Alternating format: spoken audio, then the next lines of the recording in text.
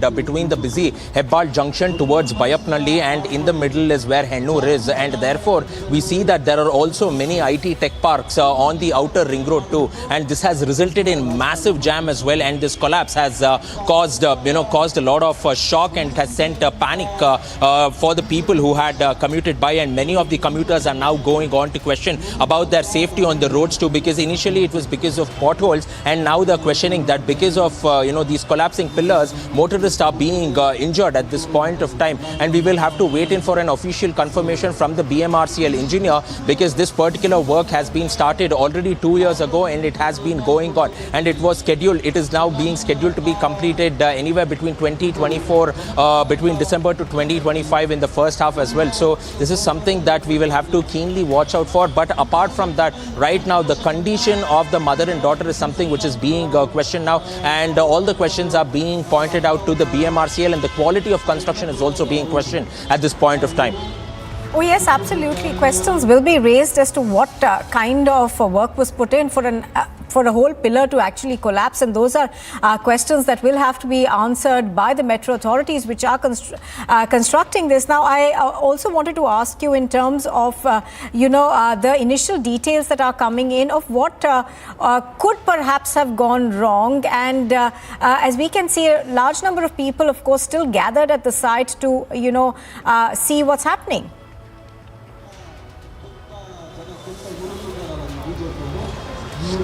Yes, absolutely, because now the fire and emergency service personnel were immediately called in, and apart from that, it is now being learnt that other emergency service has been pressed into action. The initial, the initial information that we are getting is that a family of three on the bike, or a family of 3 people on the bike have injured themselves, and this incident happened when the family was en route from Kalyan Nagar towards HBR layout, is what we get to understand at this point. But we need to await for more details from the authorities as of now.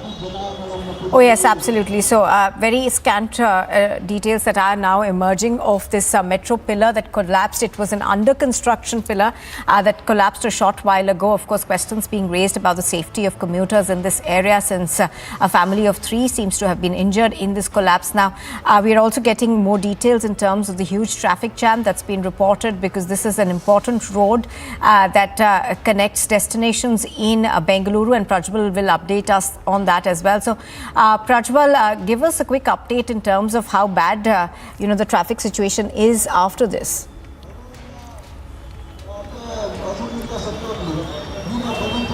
As of now, we get to understand that there has been a pileup of traffic for about 4 to 5 kilometers, and the traffic police personnel as well as the traffic marshals have also been rushed to the spot, and they are, they are busy with going on and clearing the traffic, because this is peak hours in Bengaluru as well, but it is only growing longer as well. But now the cops are requesting the people to use other alternate roads, mainly the Hebbal ring road junction, or else through RT Nagar towards Cocktown, and then they can go on to connect to these areas, or use the roads of Alsur and the neighboring areas, and do not come on the ring road, is some instructions which are now being issued out there for the public by the traffic police personnel as well.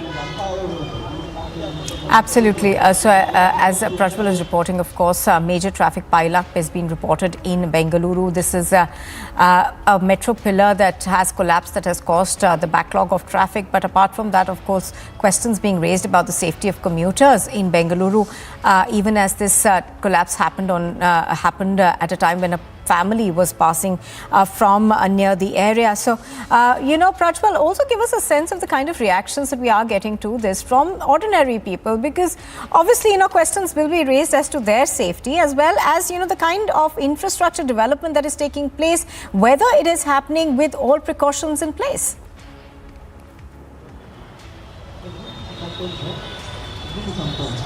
Mainly with in terms of the road safety, as well as for the safety of the motorist as well. Something that needs to be ingrained and learnt is the fact that there have been many potholes which was responsible for deaths mainly in Bengaluru. But now an under construction metro pillar collapsing is also going on and raising questions about the quality of construction and the safety of the commuters as well over here, because these are huge metro pillars which will also have the metro plying by. and this is part of the Green Line as well. So somewhere now there are many commuters who travel through this particular route via the metro, but as it is still under construction and the Green Line has still not been completed for now, a massive tragedy has been averted. But more so when it comes to the pillars now, what happened with the foundation, how was the construction taken through, all these technical details are now being taken in by the engineers, and the preliminary report will have to be filed now, where the BMRCL MD will also shortly go on to address the media in this regard. Absolutely. So we are expecting an update from the BMRC on what went wrong and what are the preventive measures in place to make sure that something like this does not happen again. Pictures on your screen are of crowds that are now just gathering to see what has happened in Bengaluru. This is a metro pillar that was under construction that has collapsed. Unfortunately, a family of 3 seems to have been injured in this. They are being treated at hospital, and we are still awaiting an update on their health condition. But also the other question that I wanted to ask you, Prajwal, is that, traffic, of course, congestion is something that we regularly see in Bengaluru, but this perhaps could cause a snarl that could go on for hours. So has the traffic department now issued any advisories asking people perhaps to stay home and avoid congestion? All right, I'll go across to Prajwal in just a bit, but Brinda Adige on the phone line with us. Good afternoon, Brinda. Brinda, obviously there is going to be a lot of questions that will be raised in terms of what's happening in Bengaluru. First, of course, there were pothole deaths that were being reported, and now, this under construction pillar collapses, and unfortunately, 3 people of a family have been injured. Do you think that proper precautions have not been put in place to ensure that something like this doesn't happen? You're absolutely right. Proper precautions have not been taken, and probably it's a lot of shoddy work. And this shoddy work just goes to show that citizens are the ones to bear the brunt of all of it. Nobody fixes any accountability either on the BBMP or the engineers who are supervising these constructions. They do all of these things and get away with it. We will complain, your channel will discuss about it, bring the matter out, but nobody is held responsible for it. And as long as this continues, citizens will have to suffer. Our tax money will be utilized, of course, but there is no accountability. So they are not answerable to anybody. They are a law unto themselves. Absolutely. So you think, Brinda, it is apathy as well as a lack of accountability. Do you also feel that perhaps there is a lack of fear of the law? Because in a situation like this, obviously, there should have been precautions in place to make sure that, people weren't allowed to pass from the area where construction work and heavy construction work was on. You're absolutely right. This is apathy. This is indifference. This is impunity, because no accountability is fixed. And if there is no accountability fixed, there is no punishment, no penal action. Nobody suffers except the citizen. Whoever it is, we will talk about it, we will cry most about it, but nobody will be pulled up. Neither the contractors, nor the BBMP officials in charge, nor the ones who have got the tenders to do the work. Nobody gets pulled up ever. There is no penal action, no punishment. And the impunity continues because they know that nobody will be held responsible for it. Absolutely. Brinda Adige, appreciate you speaking to us on this. I'm also going across to Shankara Guha, who's joining us on the phone line. Shankara Guha, good afternoon. This is absolute apathy. It is a lack of accountability that has led to a situation like this. What do you make of it? And how do you think this should be addressed from here on now? No, there is a lot of unscientific work going on in Bangalore, especially if you see the roads. More than 30% of the roads are dug up, and they are dug up for various reasons, from a small reason like laying cable, and most of them don't have permission. And who is going to take accountability of this? And this is not the first incident. Even last time also, your channel broke out the news of certain deaths during the flooding. But who has been punished? Who has taken the civic responsibility? The Bangalore in charge minister is the CM himself. Nobody talks of it. And 3 days ago, Tejasvi Surya has released his list of achievements in the last 1 year, and he has named this metro work as well. So is he going to take the responsibility? Or are you going to punish the people who are involved in doing this work? Nothing is happening. At times it's not the first incident. The government is absolutely sleeping. They are absolutely not bothered about these things. I don't know how else to wake them up. Right. And every time there is an issue like this, we come, we discuss, and we bring up something, we blame somebody, and there ends the matter. There's not a single case to its logical end. You please name one person who has been punished and who has been held accountable. One politician or one official. Nobody. Absolutely. So, Dr. Guha, of course, appreciate your joining us. So, Dr. Guha, of course, over there talking about the fact of a lack of accountability being in place, a lack perhaps of essentially being able to identify the issues that are plaguing Bengaluru's roads. So, just to tell our viewers that pictures on your screen are of this metro pillars that seems to have collapsed in Bengaluru. Unfortunately, there was a family of 3 which has been injured in this. We are still awaiting as to what their health condition is. But this has also led to a traffic jam which is miles long on Bengaluru's ring road. And I'm going to go across, I think, to Prajwal for a quick update on that one. Prajwal, you were, of course, telling us about the fact that there is a traffic congestion that has been reported after this accident. Can you give us a situation update quickly, please? All right, we seem to have lost that audio connection with Prajwal. We're just going to get him back in a bit. But the incident took place at a metro pillar which is near Hennur on the ring road. We are also getting information of a heavy traffic pileup in this particular area after this collapse took place. We are still awaiting a response to come in from the BBMP, which is looking into this matter now. So pictures on your screen are of what happened. We are also still awaiting information in terms of what really went wrong and how this pillar collapsed. I think Prajwal is back with us. Prajwal, could you give us a quick situation update in terms of the traffic snarls that are being reported after this collapse, and also of what could perhaps have gone wrong?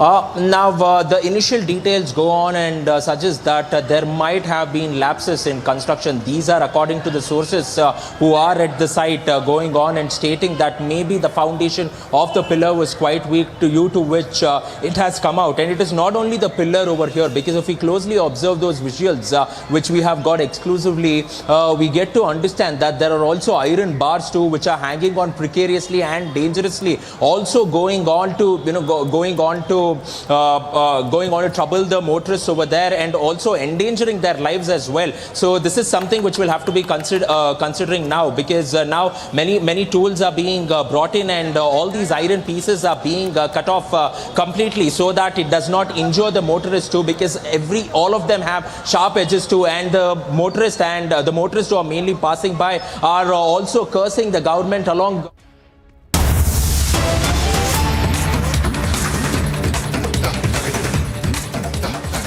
All right, we're now cutting across to news that's just coming in about the Kashmir files. We are now getting to know that the film has been shortlisted for the Oscars of 2023 in the first list of the Academy. It is one of the 5 films that is being sent from India. So this is news that's just coming in. Do you remember that the Kashmir files has been mired in controversy? But we are now also getting to understand that this is an announcement that is coming in from the filmmaker Vivek Agnihotri. He says that the Kashmir files has been shortlisted for the Oscars. It is one of the 5 films that are being sent from India. The Kashmir Files, of course, focuses on the alleged genocide that took place of the Kashmiri Pandits. It has been told from the eyes of a family. We are also getting to understand that this film is now one of the 5 that have been shortlisted for India as an official entry into the Oscars. So this is a claim that is coming in from Vivek Agnihotri, the maker of the film. We are still awaiting more information on this as of now. But do remember that the film has been mired in controversy for a while now. But it has been told from the eyes of the Kashmiri Pandits and the genocide that they had to go through during the exodus of the Kashmiri Pandits that took place in Kashmir in the 1990s. So the latest that we are getting on this, of course, is that the film The Kashmir Files, which is based on the genocide of the Kashmiri Pandits that took place in the 1990s, is directed, of course, by Vivek Agnihotri, is one of the entries into the Oscars. Now, we are learning that this is one of the 5 entries into the Oscars from India. This information is just coming in, so we're going to try and get more details on this in just a bit. But do remember, the film, of course, is directed by Vivek Agnihotri. It presents a fictional storyline that's centered around the 1990s exodus of Kashmiri Hindus from Kashmir. Now, it depicts the exodus and the events that led up to it as a genocide. Of course, there has been considerable controversy around this film. The film stars Mithun Chakravarti, Anupam Kher, Darshan Kumar, as well as Pallavi Joshi.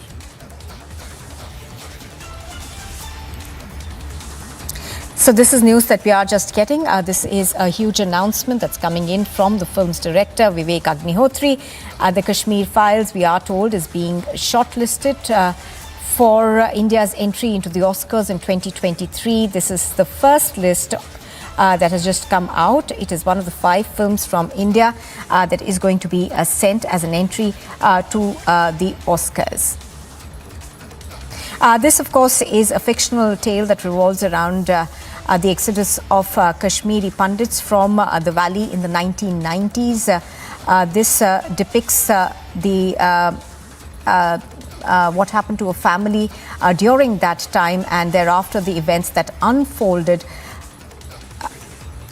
So news just coming in that this film, of course, directed by Vivek Agnihotri, also had a cast of leading film actors including Mithun Chakrabarti, Anupam Kher, Darshan Kumar and Pallavi Joshi, has now been shortlisted for the Oscars. All right, Tanisha now joins us live. She has more details on this. Yes, Tanisha, take us through the details that we are just getting on this. Well, right, Nupur, it's a very, very big blow to the lobby here, where this filmmaker Vivek Agnihotri, remember he's the maker of the Kashmir Files, which had received a lot of controversies in the past, and finally it is now out that this film has been selected for the Oscars. And I have a list with me, and this list is of 44 pages. 44 pages, which gives out names of the movies which has been selected for the 95th Oscar Awards, and one of them is Kashmir Files, Nupur. So a very, very big blow to the lobby here, because remember, Kashmir Files, when we talk about them, it has always been surrounded by controversy, being about, from being called a propaganda film to being called a film that serves only a particular section of the society. So there are many allegations that were there on this film, but finally it is a big blow to the lobby also, because it proves that, it has made it to the Oscars finally. I would just like to read out some of the names that I hear of the movies that has also been selected. Now, Kashmir Files is among 7 Indian films that have been shortlisted, because so remember, out of 7, there are total of 7 films. I have a 44-page document with me which gives out almost there are many names of movies here which has been shortlisted. 7 of them are Indian films, and among those 7 is one of the movie Kashmir Files, which has always been surrounded by controversies, Nupur. Oh yes, absolutely. As you're pointing out,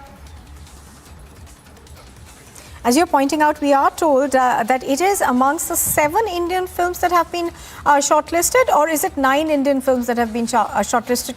Could you just, this is news that's just coming in, so viewers will appreciate. We are still trying to be able to get you the facts of this. For now, we are told that there are 9 Indian films. Tanisha, can you confirm that, please? Well, right, Nupur, I am just going through the document. Like I said, it is about 44 pages. There are many films that has been listed, and 7 is how much I could count so far. I am on the 22 page right now, and 7 films is what I have found. But yes, I will confirm that to you, because remember, here what we are talking about is about a movie who has made it to the Oscars stage, and 7 Indian movies so far. I have just reached page number 24. Nupur, it's a 44-page document. 7 movies is so far that I could find. Now Kashmir Files is one of them. However, I will just confirm to you in a short while if there are 9 movies, Indian movies. But the big point here is that among the Indian movies that have made it to the Oscar, Kashmir Files is one of them that has made it to this big platform. Because remember, a controversial movie, a movie surrounded by controversy all around, be it the opposition or be it from the international forum. Because remember, an Israeli filmmaker in just a few days back, he made a very controversial statement where he called this a propaganda and much more. Now this movie making it to the Oscars is certainly a tight slap on everybody on that lobby who was questioning the movie, the intentions of the movie, and the movie and this movie that actually gave out a message. All right, just to confirm for our viewers, we are learning that this is the first list that has been prepared, and there are I think 5 other films that are in this list.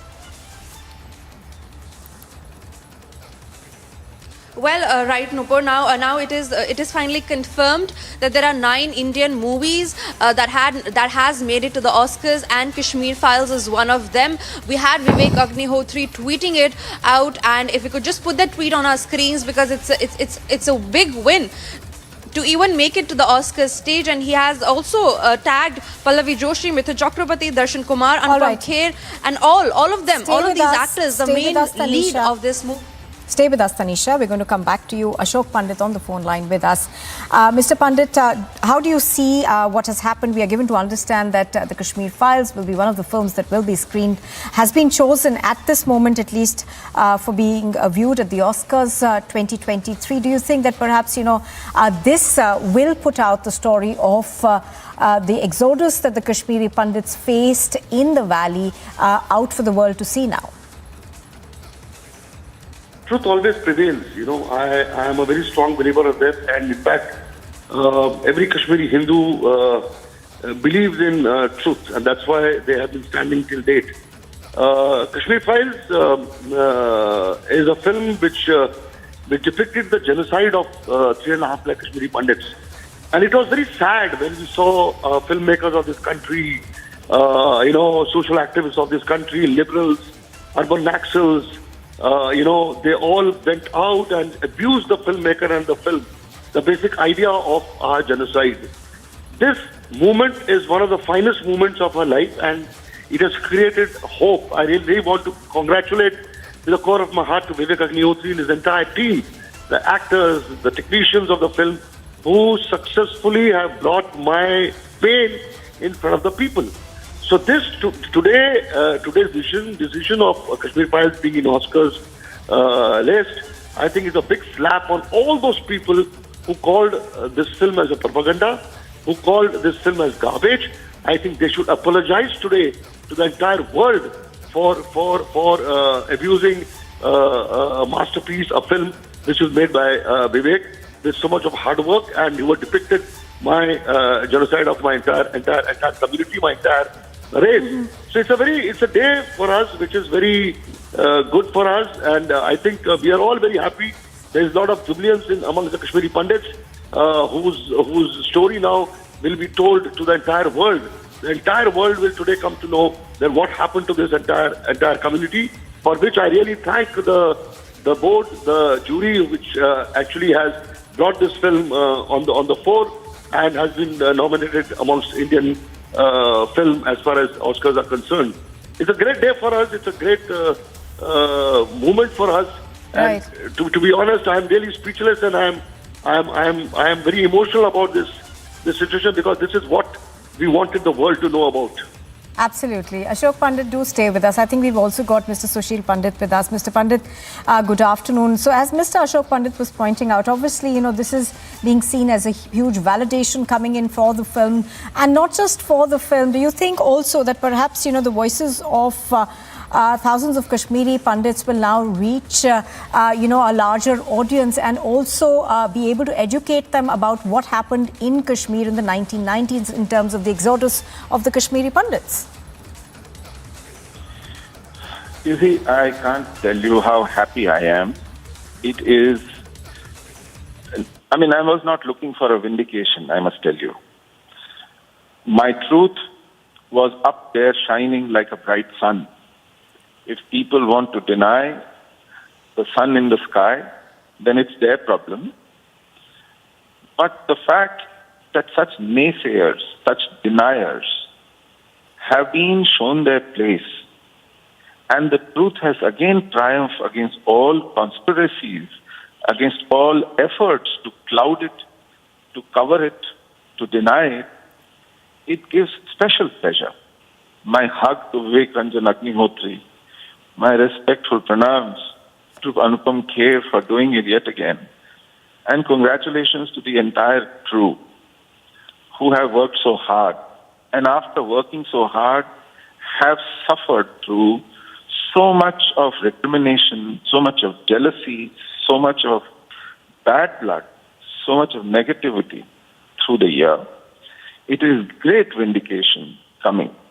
But as I said, it didn't need anybody's endorsement and acknowledgement because it is 100% 24-carat truth that is triumphing despite Supreme Courts denying us justice, despite governments after governments denying our genocide, despite the blood and gore not stopping in Kashmir.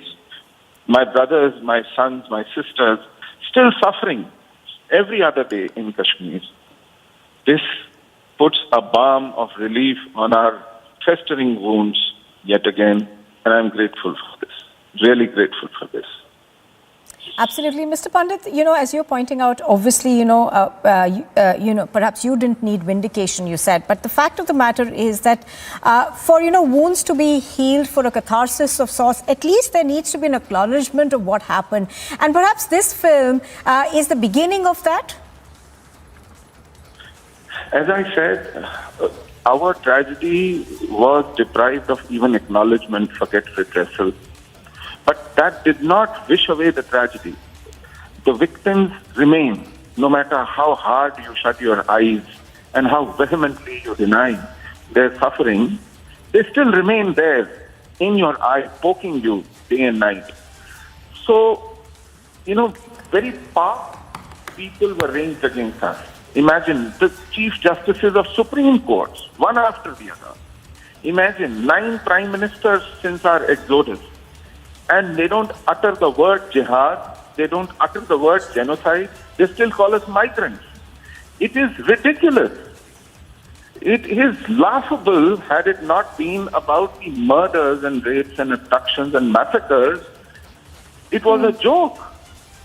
But then, as they say, the truth triumphs. Though it takes a toll, it exacts a price, it really tests patience, but it eventually and ultimately triumphs, and it will, because suffering and victims are there for anyone to see. It's the bright sun of our reality. It cannot be hidden by these small conspiracies and small minds, no matter who they are and what kind of juries they head and which kind of countries they come from. They will keep getting slapped every now and then. Absolutely. They will keep getting exposed every now and then for what they do. My only problem is this suffering must end.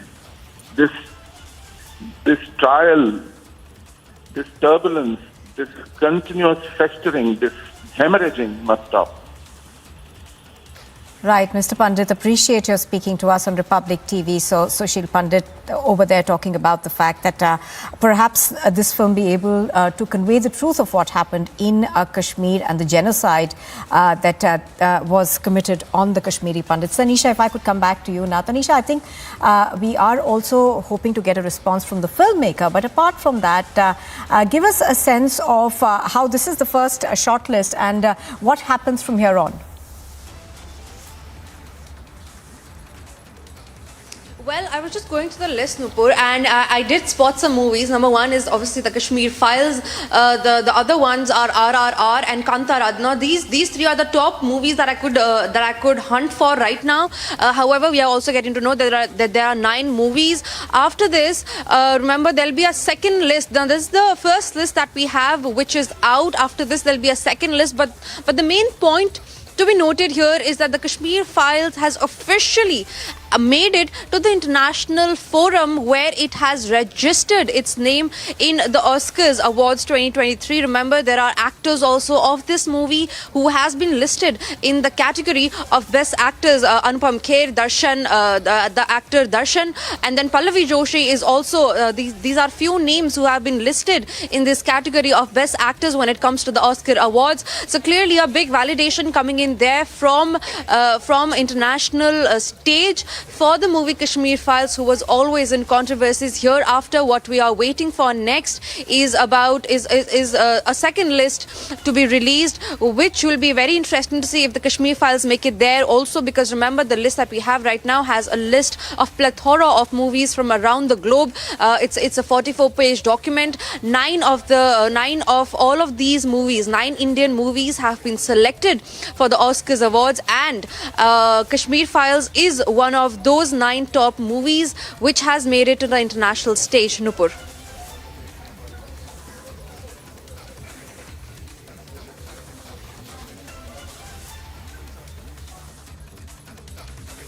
All right, Tanisha, thank you for getting us those details. I'm being joined right now by Anupam Kher, who's joining us on the phone line. Thank you so much for joining us. And this is a very, very big news coming in that Kashmir Files has been shortlisted for the Oscars among some other movies. And what is your first reaction? Because we saw that even on the international stage, there were so many efforts being made to play down the importance of Kashmir Files and what it was representing. Well, you are the first person to tell me this is the news, because I'm dubbing for my film Kagaz 2. So I have no idea. But if it is true, it's a great feeling, which I'm sure it must be true if you are talking to me about it. It's shortlisted, I think you told me. It's a big achievement, not only for the film, but for our country, for me personally.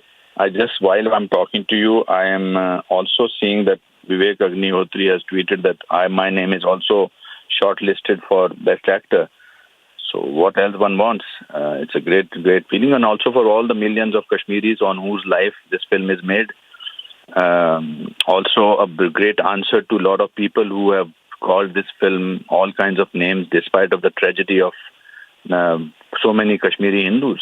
So I'm humbled, I'm honored, and I feel great and happy.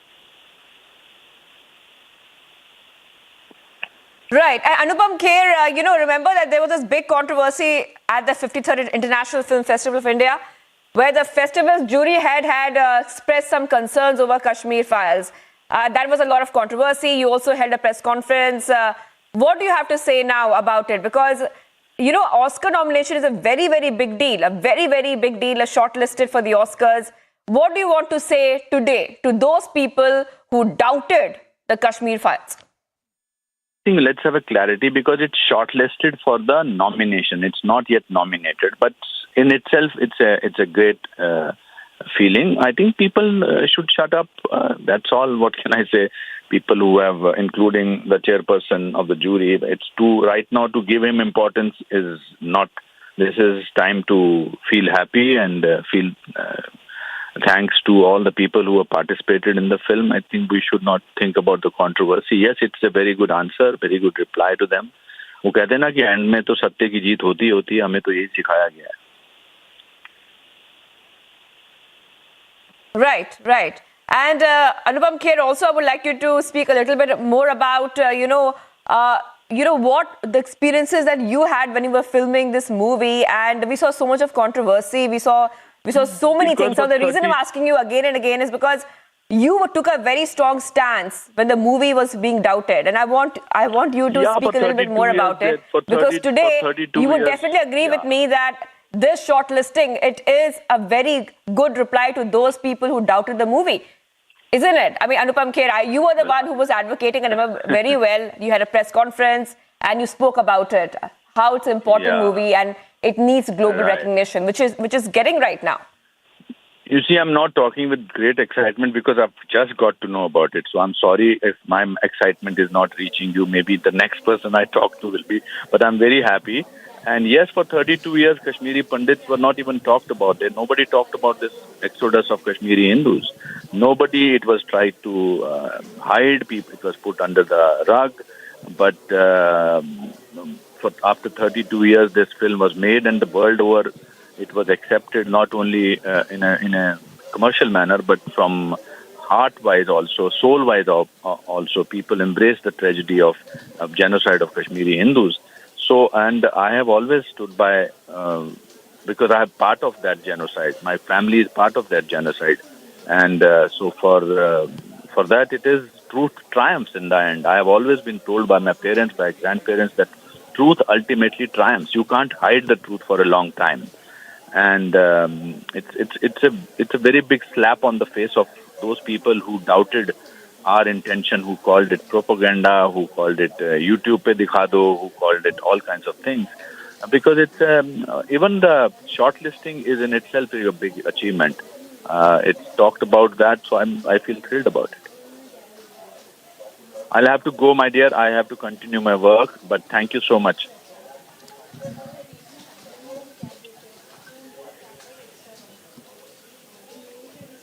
For joining us here. So this is a very, very big news coming in. Kashmir Files shortlisted for the Oscars 2023, and viewers, we were speaking to Anupam Kher, who played a very, very big role in that movie, and he has been a strong advocate of that movie as well, viewers. So I just want to go straight across to my colleague who's also joining us at this point of time. I'm being joined right now by Samiksha. Samiksha, over to you.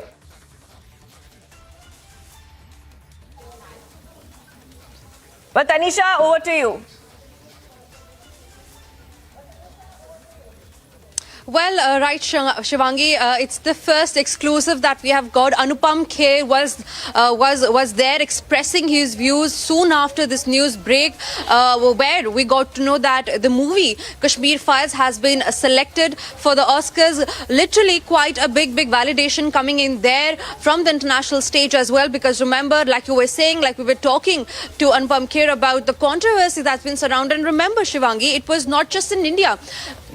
There were political parties in India as well, but also internationally. This movie was rejected by some people, maybe some propagandists who didn't want this movie to give out the message that it was trying to give. Because remember, an Israeli filmmaker also went out, also slammed this movie, called it a propaganda, called it a cheap tactic, where, and this was not perceived well in India. Because when we talk about this movie, it's talking about genocide of Kashmiri Pandits, a truth that had been hidden for quite some years now. And finally, when that truth is out, it may have rattled the opposition, the people who did not want to accept that truth. And hence this movie was surrounded by all sort of controversies from all spheres of life. Clearly, this is a very, very strong message that is given out to the world, that this movie was not a propaganda. This was a message that was conveyed via this movie to the world, that the genocide of Kashmiri Pandits did take place, and this was real. It was not something that was framed. It was not something that was concocted, but this is something that actually happened. And this is what we are trying to tell our viewers and the world through this movie. This is what the movie is trying to tell. Remember, this is the message that they're trying to give, that all of this was not concocted, all of this was not made up. Everything was real. Everything that happened was real. The genocide was real, and this is the message that this movie is trying to give, which has today received validation, Shivangi, from the international stage, where it has made it to the Oscars. And remember, now after this, the later stage of it will be the second list coming out, where now selected movies will be taken to the next level. What we are getting to know is there are a total of 9 Indian movies that has been selected for the Oscars. Kashmir Files is one of them. Shivangi. Right, Tanisha, absolutely. And the movie starring Anupam Kher in the lead role had become one of the highest grossing Hindi movies of the year 2022. And we just spoke to Anupam Kher. Now, he not only has starred in the movie, but he is a strong advocate of the movie, and he has spoken a lot about the message of Kashmir Files. Let's play out that conversation Republic TV has had with Anupam Kher. Citizens are the ones to bear the brunt of all of it. No.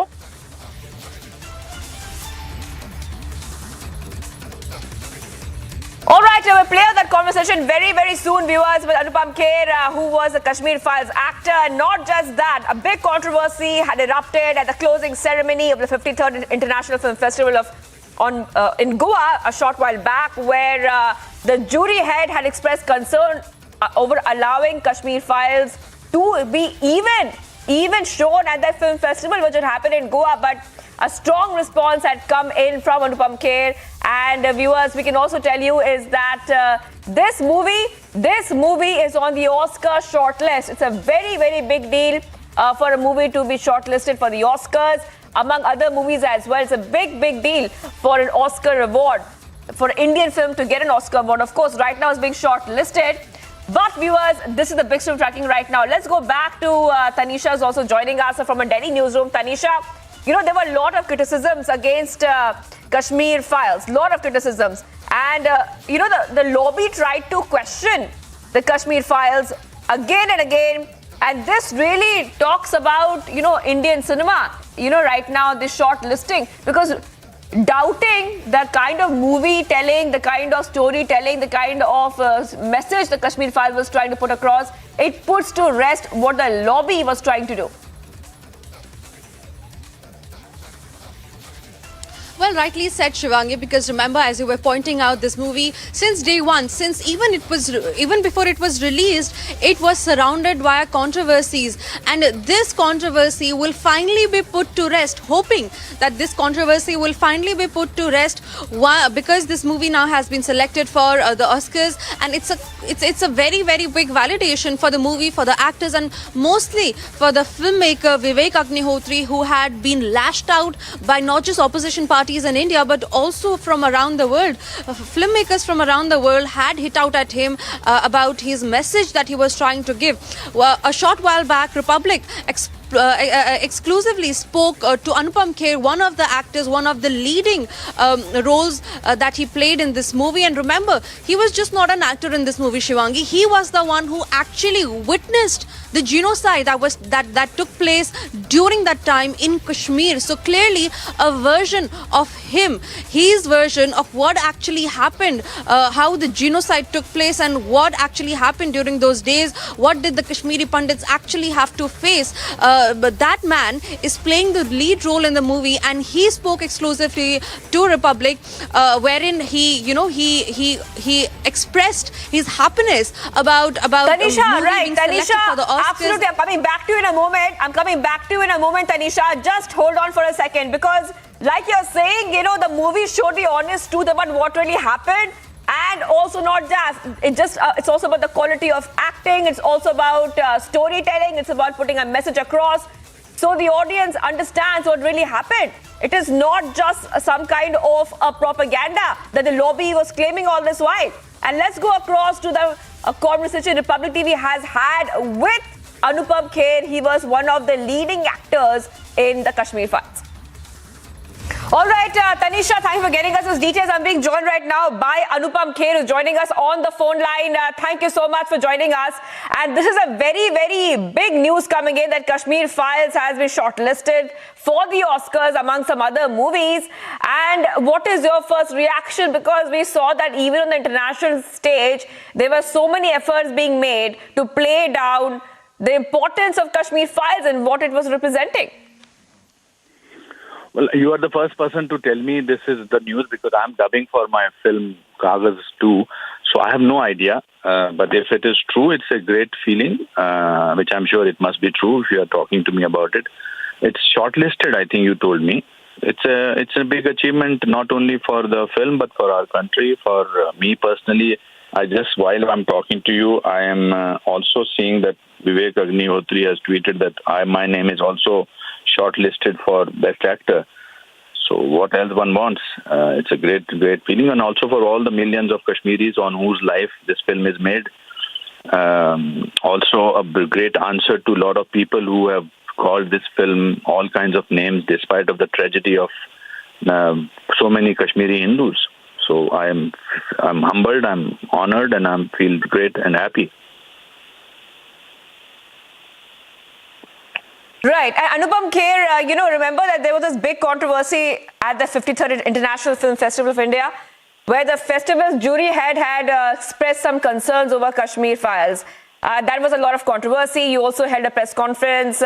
What do you have to say now about it? Because, Oscar nomination is a very, very big deal, a very, very big deal, shortlisted for the Oscars. What do you want to say today to those people who doubted the Kashmir files? I think let's have a clarity, because it's shortlisted for the nomination. It's not yet nominated, but in itself, it's a great feeling. I think people should shut up. That's all. What can I say? People who have, including the chairperson of the jury, right now to give him importance is not. This is time to feel happy and feel thanks to all the people who have participated in the film. I think we should not think about the controversy. Yes, it's a very good answer, very good reply to them. वो कहते हैं ना कि and में तो सत्य की जीत होती है, हमें तो यही सिखाया गया है.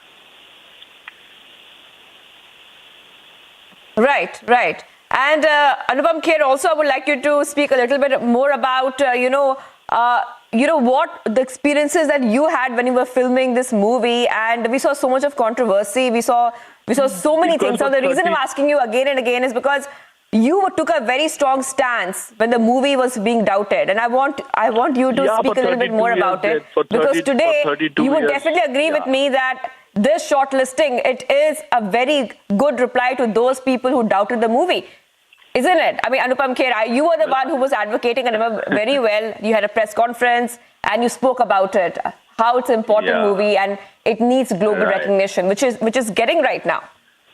You see, I'm not talking with great excitement because I've just got to know about it. So I'm sorry if my excitement is not reaching you. Maybe the next person I talk to will be. But I'm very happy. And yes, for 32 years, Kashmiri Pandits were not even talked about. Nobody talked about this exodus of Kashmiri Hindus. It was tried to hide. It was put under the rug. But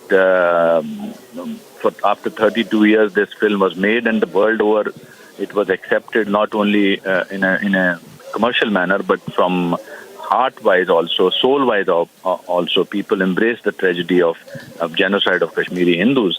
So, and I have always stood by, because I am part of that genocide. My family is part of that genocide. And so for that, it is truth triumphs in the end. I have always been told by my parents, by grandparents, that truth ultimately triumphs. You can't hide the truth for a long time. And it's a very big slap on the face of those people who doubted our intention, who called it propaganda, who called it YouTube pe dikha do, who called it all kinds of things. Because it's even the shortlisting is in itself a big achievement. It's talked about that, so I feel thrilled about it. I'll have to go, my dear. I have to continue my work, but thank you so much. All right, viewers. So we heard that conversation that Republic TV had with Anupam Kher, and the big story we're tracking right now. If you're watching Republic TV right now, let's tell you the big story we're tracking right now. That is that Kashmir Files is on the Oscar shortlist, and it's a very, very big deal for any movie to be shortlisted for the Oscar. Of course, later on, it's being shortlisted for a nomination. But the reason why we are showing you this breaking update is because a lot of people had termed the movie as propaganda. It was termed as propaganda by the lobby against the Pandit genocide, but right now it's a fitting reply because the movie has made it to the Oscar shortlist. All right. Taking a very short break, viewers, we continue to be live and breaking the Kashmir files, all the Oscar shortlist, much more coming up on the other side on India's #1 news channel, Republic TV.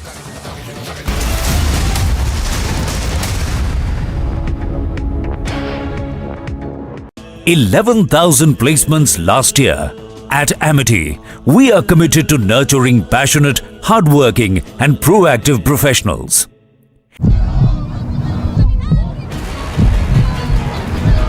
Dramatic pictures of this protest, which is right now underway in Delhi, right in front of Aam Aadmi Party headquarters. These workers have now been stopped by Delhi police. Remember that this protest is taking place against the alleged attack which took place on Aam Aadmi Party councillors. This is what they are claiming. They are saying that LG and the BJP are indulged in killing Constitution, and that is why they are protesting here. Picture is very much scary over here. Every house is having the cracks, even the roads are having the cracks. I'm moving toward these particular houses. In each and every house, let me tell you, there is a crack, and this has been marked. They have been told specifically there is no other option but to leave now. These kind of mark has been already put in air by the administration that these are the property which is affected now, and these people have been asked specifically to leave.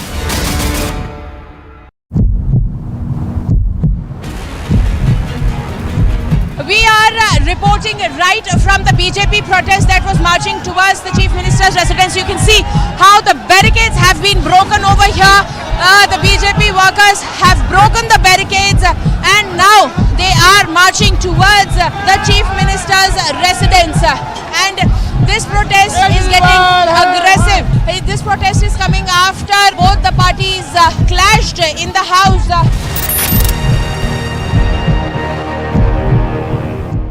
It is only the Republic Media Network's non-stop campaign, Arrest Shankar Mishra, is a national demand. Sir, were you negligent? Sir, you didn't perform your duty. Sir, you did. Sir, what exactly? Sir, you guys did fulfill your duty. Why are you not in your apologetic? Why are you not in your process?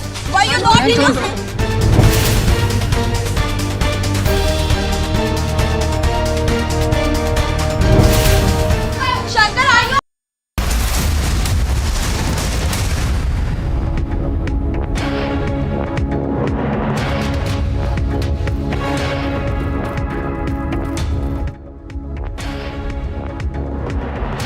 Viewers, we're live and breaking, and it's a big announcement by Vivek Agnihotri. The Kashmir Files has now been shortlisted, viewers. I repeat, the Kashmir Files has been shortlisted for the Oscars in the first list of the Academy. It's one of the 9 movies from India to be shortlisted. Vivek Agnihotri's most acclaimed movie, The Kashmir Files, has been shortlisted for Oscars in the first list of the Academy. The filmmaker has also shared that news on Twitter, saying, big announcement, The Kashmir Files shortlisted for Oscars. In the first place, it's one of the 5 movies from India. That's what Vivek has tweeted. I wish all of them very best. A great year for Indian cinema. Time for a very short break. Much more coming up on the other side. Stay tuned.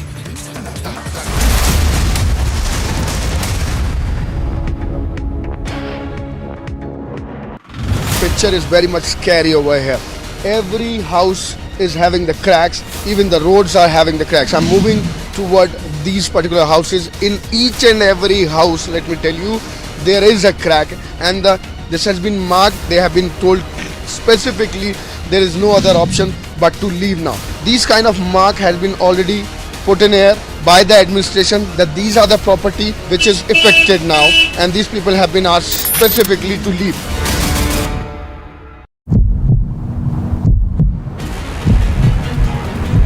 We are reporting right from the BJP protest that was marching towards the Chief Minister's residence. You can see how the barricades have been broken over here. The BJP workers have broken the barricades and now they are marching towards the Chief Minister's residence. And this protest is getting aggressive. This protest is coming after both the parties clashed in the house.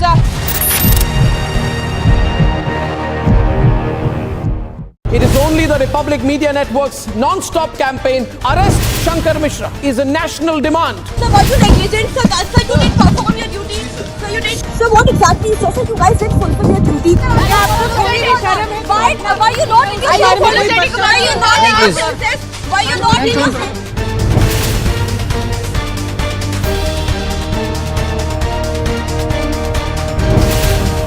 Shankar, are you ashamed? Shankar, are you ashamed of yourself? Shankar, are you?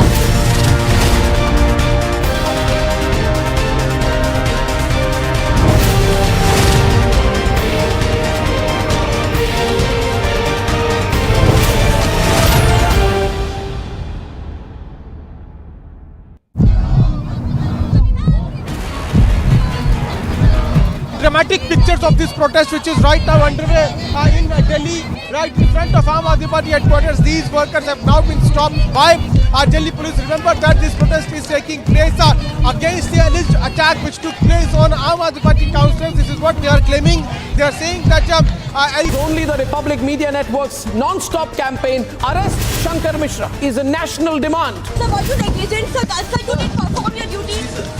So what exactly is social? You guys did fulfill your duty. Why you not in your politics? Why you not in your process? Why you not in your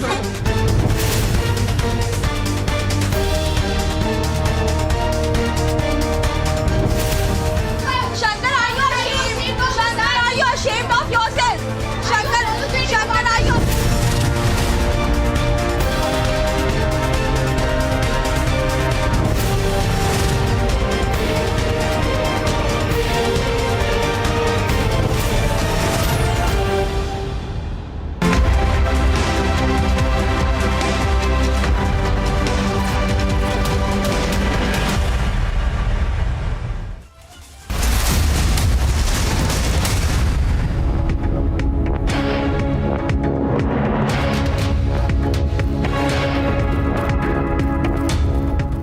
Viewers, were live and breaking, and in a shocking incident, an under-construction metro pillar has collapsed on the ring road in Bengaluru. Heavy traffic pile up in the area as well, viewers. And these are the details coming in. It's a very, very shocking incident coming out from Bengaluru, viewers. We're also learning some more details. The mother-daughter have passed away in that collapse. So the mother-daughter duo are no more after the pillar collapsed, viewers. It's a very shocking incident. A metro pillar that was under construction collapsed in Bengaluru's outer ring road, and the collapse resulted in injuries to the mother and daughter who were traveling on a bike. But in a very, very unfortunate turn of events, the mother and daughter duo are no more. They could not survive those injuries, and earlier they were admitted to the hospitals and they were undergoing treatment, but now we're getting to know that they have lost their lives. Let's just go to Prajwal. Prajwal, this is indeed shocking, Prajwal, and it's also very, very unfortunate that the mother-daughter who had, in fact, they were traveling on the bike and they were injured because of the collapse. They have lost their lives now.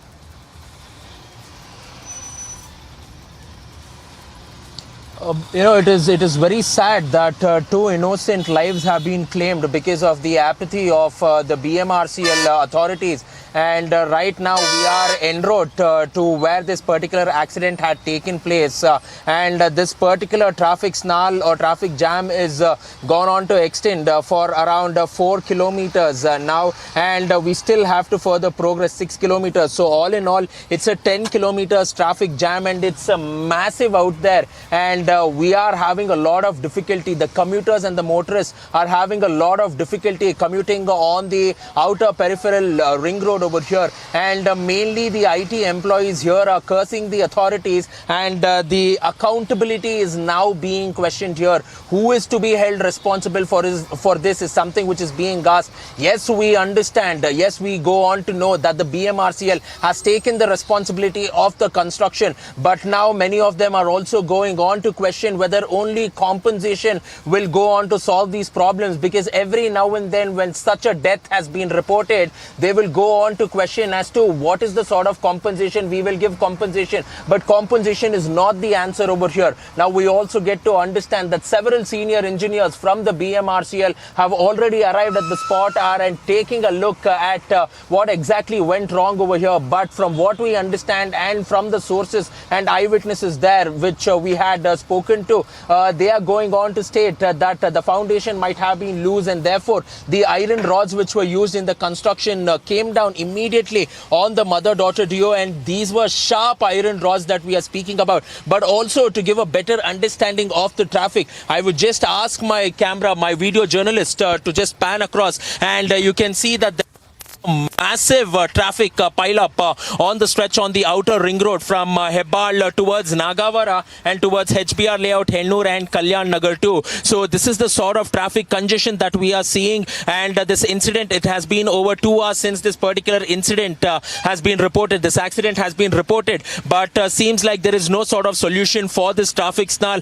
At least now we are seeing that the traffic is moving here at a snail's pace, but it has completely come to a standstill a few minutes ago too, and therefore commuters finding it facing difficulties to go on and even commute here at this point of time. And from the accident location, we are around 8 kilometers away, and we should also be shortly reaching the accident spot and also try to gauge the situation. But at this point of time, the family members are also inconsolable at this point of time, because they are saying that on day, usually the mother-daughter never used to travel on this particular stretch, or not by two-wheelers, at least is what we get to understand. But so far now, there has been no sort of official response which has to come in from the authorities as well. The fire and emergency service personnel as well as the traffic police are having a horrendous time in managing the traffic as well as clearing the debris from off the road. Right, Prajwal. And we are getting these visuals as well of the metro pillar collapse in Bengaluru, and many questions being raised right now, Prajwal, because this is not the first time we are seeing these incidents. Especially potholes is a very big issue as well in Bengaluru. A lot of pothole deaths have been reported. One more example in a way, Prajwal, of civic apathy coming out.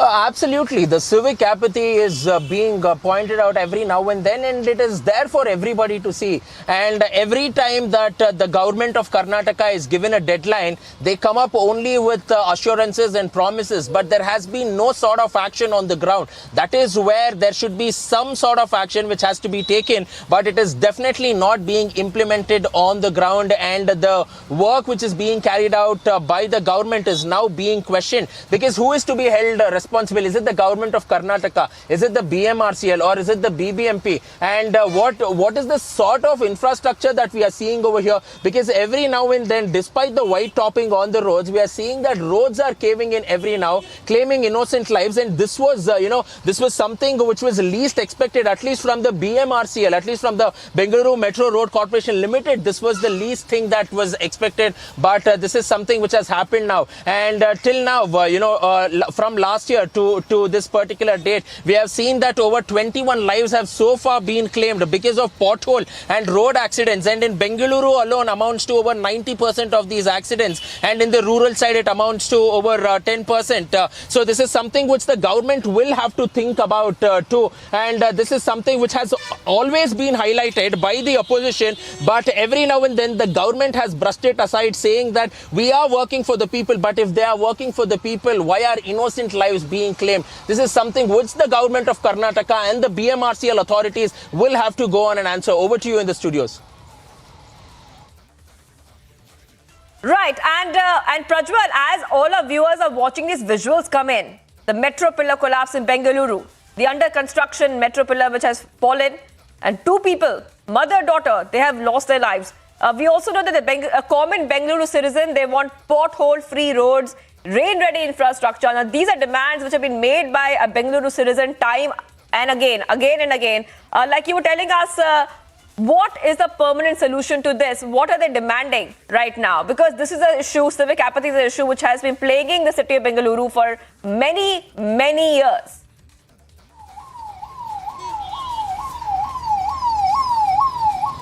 Now, finally, the primary demands of the citizens is to have pothole-free roads and make sure that accidents do not Prajwal, happen. just hold on for a second. I'm being joined right now by an activist, Advaita Kala, who's joining us on the phone line. Thank you so much for joining us. Now, this is a story which we have highlighted on Republic TV as well. Civic apathy, potholes in the city of Bengaluru. Now, the big question is, and my colleague Prajwal was also speaking on this, what is the permanent solution and who should be held responsible for deaths which are occurring because of civic apathy?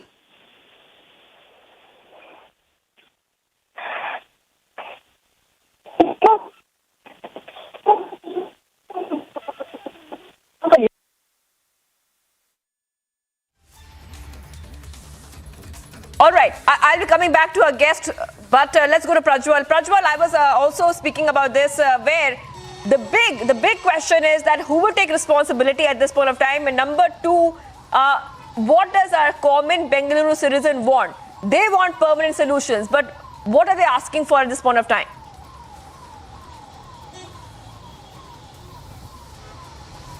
Now, joint responsibility will have to be taken by the BMRCL, the authorities who are managing the construction work over here, and also the government of Karnataka, because all the three of them are ensuring that the metro work will go on as per the time. But here, we're not getting those results as well. The project is not being completed on time. Secondly, now, the accountability is also being questioned, because once the accountability is being questioned, the blame game starts here. Mainly the blame game starts here, because of the fact that the government of Karnataka is not willing to take up the responsibility, or neither is the BMRCL willing to take responsibility. But in this case, they are directly culpable. They will have to be held responsible here. And mainly now, the citizens of Karnataka, the citizens of Bengaluru are demanding justice for the victims here. They are saying that the mother and the daughter will have to be compensated. That is one. But what is the sort of action that needs to be seen on the ground is all these shoddy sort of construction should be stopped immediately. The tenders which has been awarded to the contractors should be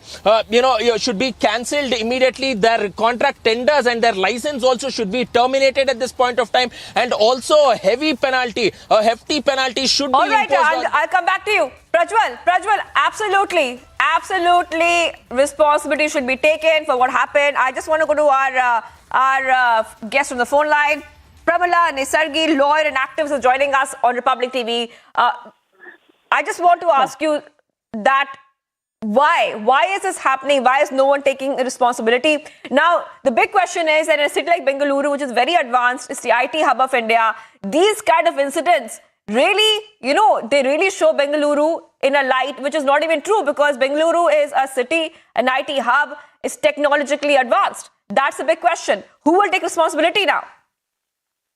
No, what I want to say is IT city, it has nothing to do with it. It is a responsibility of the civil engineering department and the structural engineering department which has to take care. Here the metro, whether it has taken proper precautionary measures for the foundation and the pillars when they wanted to build. That's the thing which has to be looked into. And the engineer is definitely responsible, and the contractor also is responsible, and they must be made accountable. It is very unfortunate that the lady and the child is dead, and it should not repeat. This is not the first time an incident like this has taken place. On an earlier occasion also, during the metro construction, some others have also died. Even after that, this government and the metro division has not taken precautionary measures. That's one thing which has to be looked into. But it is high time that supervision and the maintenance division, we have a department. They have to take care and see before anything is built upon or when it is under construction, whether it is properly done, whether proper foundation is laid, whether the foundation can take the metro pillar, whether the metro pillar is the pillars are built in accordance to the construction division or the according to the rules. This has to be looked into. So now it is high time that the maintenance division must also be held responsible. It is not only the contractor and the government. The person who has undertaken to maintain this also has to be looked into. It is no good saying it, stop the construction, stop the metro. No, by stopping the metro, who is going to be loser? It is public. It is our money which is is going to be held responsible. We are going to be the losers. So you must make it accountable on one hand, and immediate measures must be taken to rebuild whatever has happened and to give it to a proper person, and the contractor must be made to reimburse the expenses that is going to be incurred in that behalf. That is what has to be done on the construction side. So far as the death of these two persons are concerned, undoubtedly the government always gives some sort of compensation that cannot give back the life of the mother and the child. I am so helpless. The people are so helpless, and the child is going to be motherless. How best they can give it? Whether the child's education responsibility must be taken over by the government, and if there is any job to be given to the husband or whoever was riding, that also must be looked into, and entire responsibility of the upbringing of the child which is alive must be taken care by the government. Then only something could be done, otherwise it's not. But at the same time, a law must be made who are all made accountable in a statutory body like a metro, BMRCL. All those things, it has to look into, it must be made compulsory, statutorily, to make them accountable and give compensation. It is not that the government will have to give. Government will give, but who is our money they get? Right. But it is not done. But so BMRCL. Right. Thank you so much for joining us, Pramila Nisargi, law and activist. Absolutely. And you are highlighting that someone should take responsibility of this incident. I'm also being joined right now by Indrajit Lankesh. I would like to ask you one simple question. You are a filmmaker from Bengaluru. And as a filmmaker from Bengaluru, as somebody also who lives in Bengaluru, what are your main concerns? And why do you think that's taking so long for the authorities to sit up and take action against these kind of incidents coming out? First of all, my condolences to the people who are deceased, and I feel very sorry and sad for people dying in this manner. And I also feel sad that the government is not taking responsibility in this at all. In the recent past, an MLA who's a minister now, he had built a compound wall, and a girl called Sanjana, who was just standing next to the compound wall fell down on her and she died. And what happened to her? She died, but what happened to the case? It closed. And it claimed that the contractor, who's a minister now, who was an MLA then, who had constructed that wall, he was innocent. He was set free. And the same thing keeps happening. A lot of these BBMP lorries or BBMP vehicles run over people because of the potholes. People are dying because of bad roads, bad bridges, bad metros, bad pillars. Till what extent? Till the extent the government is taking 40% commission or whatever is happening, all these things keeps happening. Somebody has to take the responsibility. The government has to take the responsibility.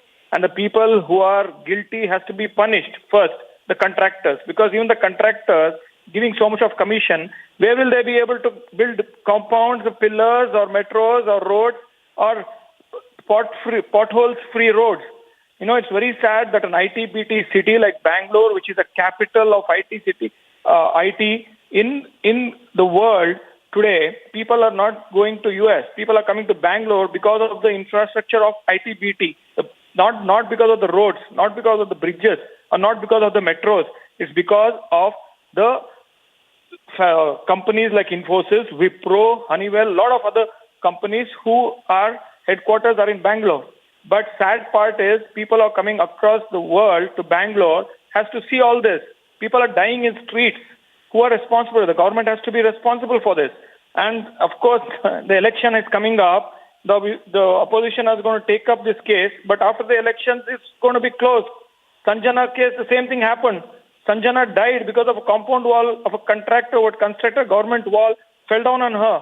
What happened? Her father, who went from pillar to post to all the courts, fought for the case, and finally, the contractor was set free. The same thing is going to happen now, and somebody has to take the responsibility. People are going to go to the streets and protest, and especially now in the election here, you have to take the government accountable. Hello? Right. And like you said, the government accountable, Indrajit Lankesh, as these issues are being raised by even Bengaluru citizens, we're seeing that the politicians are in fact embroiled in other issues. Do you think it's high time the politicians talk a little bit more about development and roads now? Yeah, of course. That was a city like Bangalore. Bangalore is known for IT, Bangalore is known for BT, and Bangalore is also a garden city. And the infrastructure, how it should be, and what extent, the people have to be comfortable. And today, if you give the basic amenities to the youth of today, they are ready to work 24/7. They are really hardworking people, talented people, creative people in Bangalore and especially in India. All you need to give them is the basic amenities and the basic infrastructure like roads, power, and water.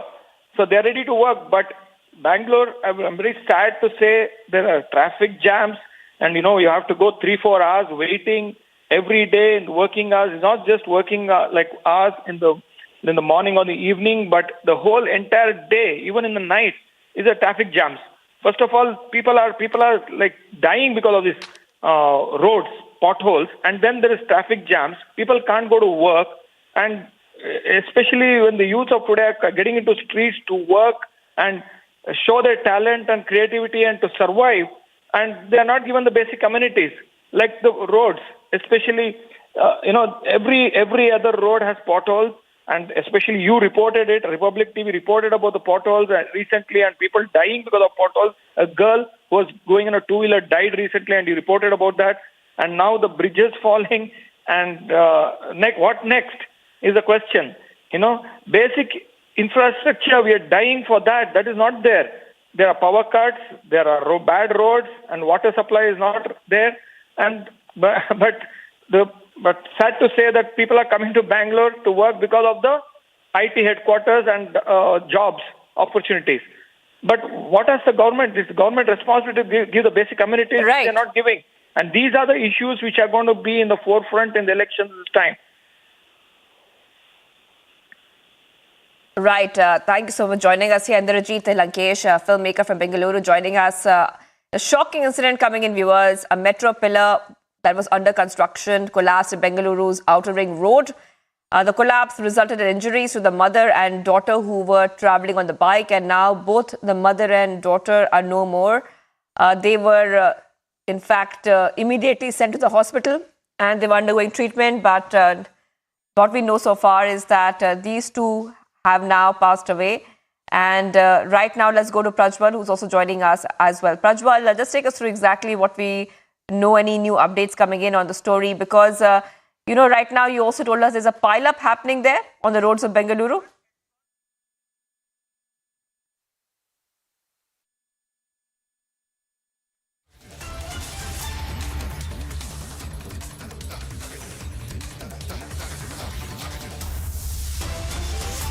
All right, I'm being joined right now by Harish Bijur, who is a grand expert, joining us on the phone line. Thank you for joining us here. Now, this is what we are tracking right now on Republic TV. What is your first reaction coming in? Harish Bijur, who is also a brand expert, who's joining us. Thank you for joining us. What's the first reaction coming in? Bengaluru, like any one of our modern cities, is typically a work-in-progress city. But we need to be a safe work-in-progress city. We cannot have this kind of an issue, which actually not only affects people, but also has people dying.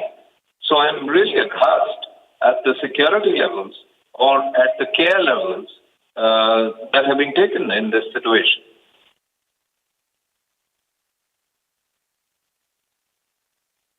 Right. And, we have seen that two people have lost their lives. Two innocent people have lost their lives. And this is a very common problem. A common problem in Bengaluru. In fact, Bengaluru is one of the cities in India which has maximum amount of road accidents happening there. So the point is that who should take responsibility of these kind of issues coming up where innocent people are losing their lives? It's extremely important to appreciate that the administration is clearly responsible for this. And anybody who's constructing anything or anybody who is ignoring road condition should be totally responsible for such acts. We've had deaths due to potholes, which is the earth under us caving down. and then now we have things falling from high up. So I do believe it's extremely critical for people to be more careful. In the most progressive cities of the world, construction work is not allowed until the best of security safety measures are taken. In Bengaluru, I don't believe that is happening. We need to wake up and smell the coffee and avoid, most of all, avoid the kind of deaths that we're talking about. Right. I'm also being joined right now by Mohan Das Pai, who's joining us on the phone line. Thank you for joining us here. And, we are asking this question again and again that do roads do not matter? Do roads do not matter in the IT hub of India, Bengaluru? Look, I think what has happened today is extremely tragic, is a great tragedy and shocking. None of us expected these accidents to happen because the metro is being built by very high quality selected companies who have been doing a good job, even though it's very much delayed so far. And BMRCL has taken all precautions. We need to have an inquiry to check up what exactly happened, what gave way, why did it give way, is it due to negligence, is it an accident, what exactly happened, so that a proper remedy can be done and citizens can be reassured that adequate precautions are being taken to have a safe construction method for the metro, because metro is being built on roads where there's a lot of traffic. So we've got to be very careful. I think we should wait for an inquiry. I hope they'll have an immediate inquiry and within 48 hours tell us what has happened and what precautions are being taken. That's very important because, what has happened is really shocking. Nobody expected anything like this to happen. And, we travel in Bangalore, we see all these, structures all over the place. We go underneath the structures and we want to be reassured they're all safe. Right. And, one more question coming up is right now that as somebody who has traveled in Bengaluru, why is this happening? Why is it falling on deaf ears? That is the big question. Who should be held responsible for this kind of incidents to happen? Why is no one taking any action? Why are potholes causing deaths there? And why does a city come to a standstill when their monsoon season comes? Well, I join you in asking the question because we have not taken appropriate action. We had flooding. None of the corrupt engineers in the corporation have been held accountable. We have had potholes. None of the people who have built those roads and where there are potholes have been held accountable. So we are all, the citizens are waiting. This misgovernance and mismanagement of a city. We have a new DGP called Dr. Salim. He has managed to turn around Bangalore traffic. We're spending 25% less time. We have a new commissioner in the corporation called Mr. Tushar Girinath. He's done a remarkable job in completing projects which have been abandoned. So the whole issue is mismanagement. If you have proper place, people and the chief minister has given his support, you can see a very good improvement. So we are quite happy with the traffic situation improving in many areas today compared to the past. But the old issues of flooding, accountability, bad roads, the accountability has still not been fixed. And it's time that government respond to people and fix the accountability. Even in this tragic, for column falling down, pillar falling down, where inquiry should be held within 48 hours and people should be informed. That's the right way to do things. We hope the inquiry will be done by BMRCL, released to the public, and the guilty, if there is a negligence on the contractor, action will be taken, and we'll be reassured that adequate safety measures will be taken all over the place. All right. Thank you so much for joining us. Mohan Das Pai for joining us right now. He's also a Bengaluru resident. He is also asking the same question that we are right now. Who should be responsible for these incidents? Let's go to Prajwal as well. Prajwal, I'm coming to you right now. I believe that you have reached the spot where this incident had taken place. This terrible, shocking incident had taken place. Prajwal, over to you.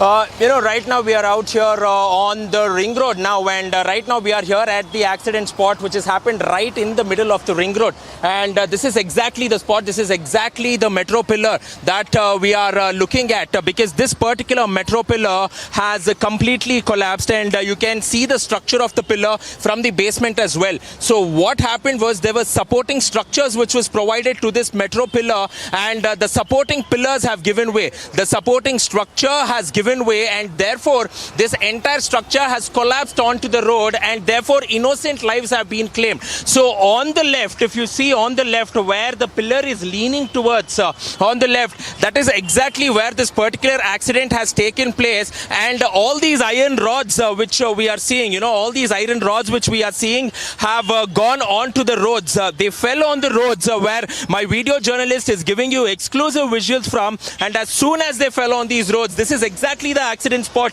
which he is focusing on. And as soon as it fell on the road, while the couple were passing by along with their son, what exactly happened was that these iron rods also pierced, these iron rods also pierced through the victims, and now it is being learnt that despite the best possible efforts by the hospital, they have passed away. Now, moreover, looking at even the traffic scenario too, there's a lot of traffic as well, and there is incoming traffic too. The traffic police personnel that we see on our screens are trying their best to go on and make sure that there is, the traffic thins down slowly, but seems like at least for now, at least for the next hour or so, it seems to be quite difficult. But on the other hand, shifting again our focus towards where the structure is, we can clearly look at the structure which has given way completely, and you can see that how it has tilted completely towards the left. It has tilted completely, and all this casing, all the supporting material has also given way. So who will have to be held responsible? That is also something which has to be questioned immediately now, and the debris has been cleared, but the structure has still been left, the structure has still been left on the roads as well. The structure has still been left here, and shortly from now, we are also seeing, gas cutting equipment too, which has already been brought in here to cut the remaining part of the pillar, because this could again go on and endanger the lives of others too, because it is still tilting at this point of time. We are also seeing engineers from the BMRCL who have come in here to go on and make sure that they cut away the remaining parts, and they're also trying to go on and take a stock of this entire situation as well.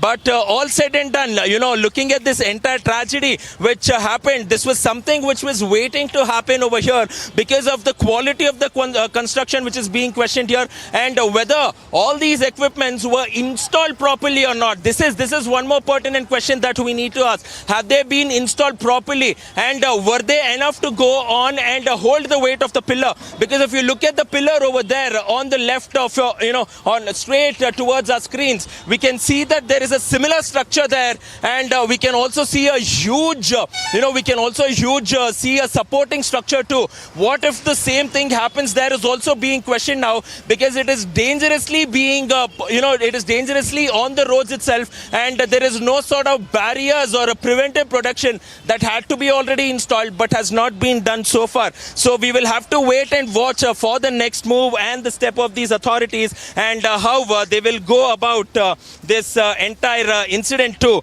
So now we will also have to wait for these engineers who will be coming in here shortly, is what we get to learn, and we will also have to go on and take in an official reaction from them. All right, Prajwal reporting from the pillar collapse site right now, but let's talk a little bit about the politicians, what they're saying. Now, one BJP MP is saying something like this: do not discuss small issues like roads, drainage and anything else.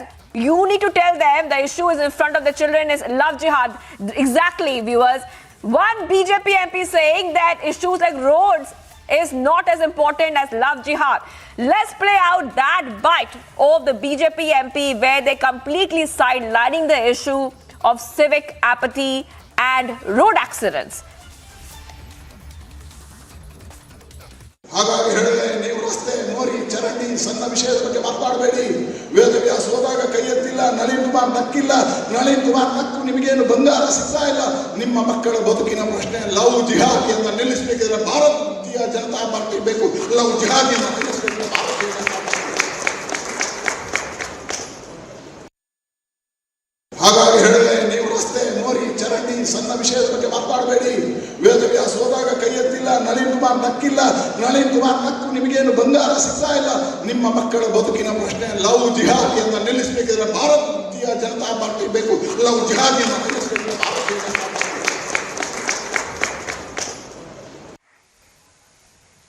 So absolutely shocking incident coming to light, which also highlights the kind of civic apathy being seen in the state. Prajwal, stay with us. If you can once again put this into context for us, the soundbite that we just played out of the Karnataka BJP chief, who says that roads, potholes, drains are not an issue. And just days after this, we are seeing this incident in which two people lost their lives, and one of them, of course, being that 2 years old child.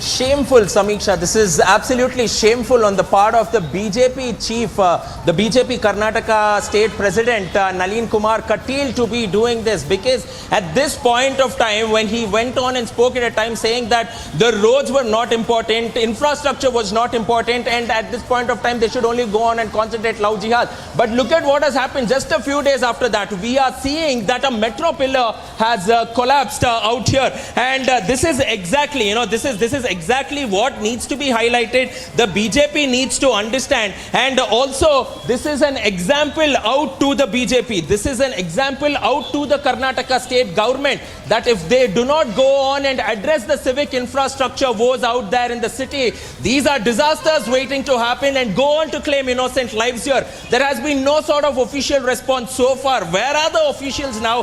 Where are the people's representatives? Where is the MLA of the constituency? Nobody here at Ground Zero, apart from a few engineers who have come to take stock of the situation. So when will be going on and getting an official word from all these officials, and who are the ones who will have to be held responsible for this entire tragedy needs to be seen. And mainly coming to politics over this particular incident, the people are going on to state that at this point of time, politics is something which we are least bothered about, and all we need to make sure is that there is development, infrastructure woes are addressed in Bengaluru, and innocent lives are not claimed anymore. So this is something which we need, which the authorities need to understand, which the people's representatives need to understand, and a clear message will have to be sent out to the BJP state president, Nalin Kumar Katil, saying that these are the infrastructure woes, and such a lackadaisical attitude should not be portrayed, and such loose comments should not be made about the infrastructure woes in Bengaluru as well as across the entire state of Karnataka. Over to you in the studio, Samiksha.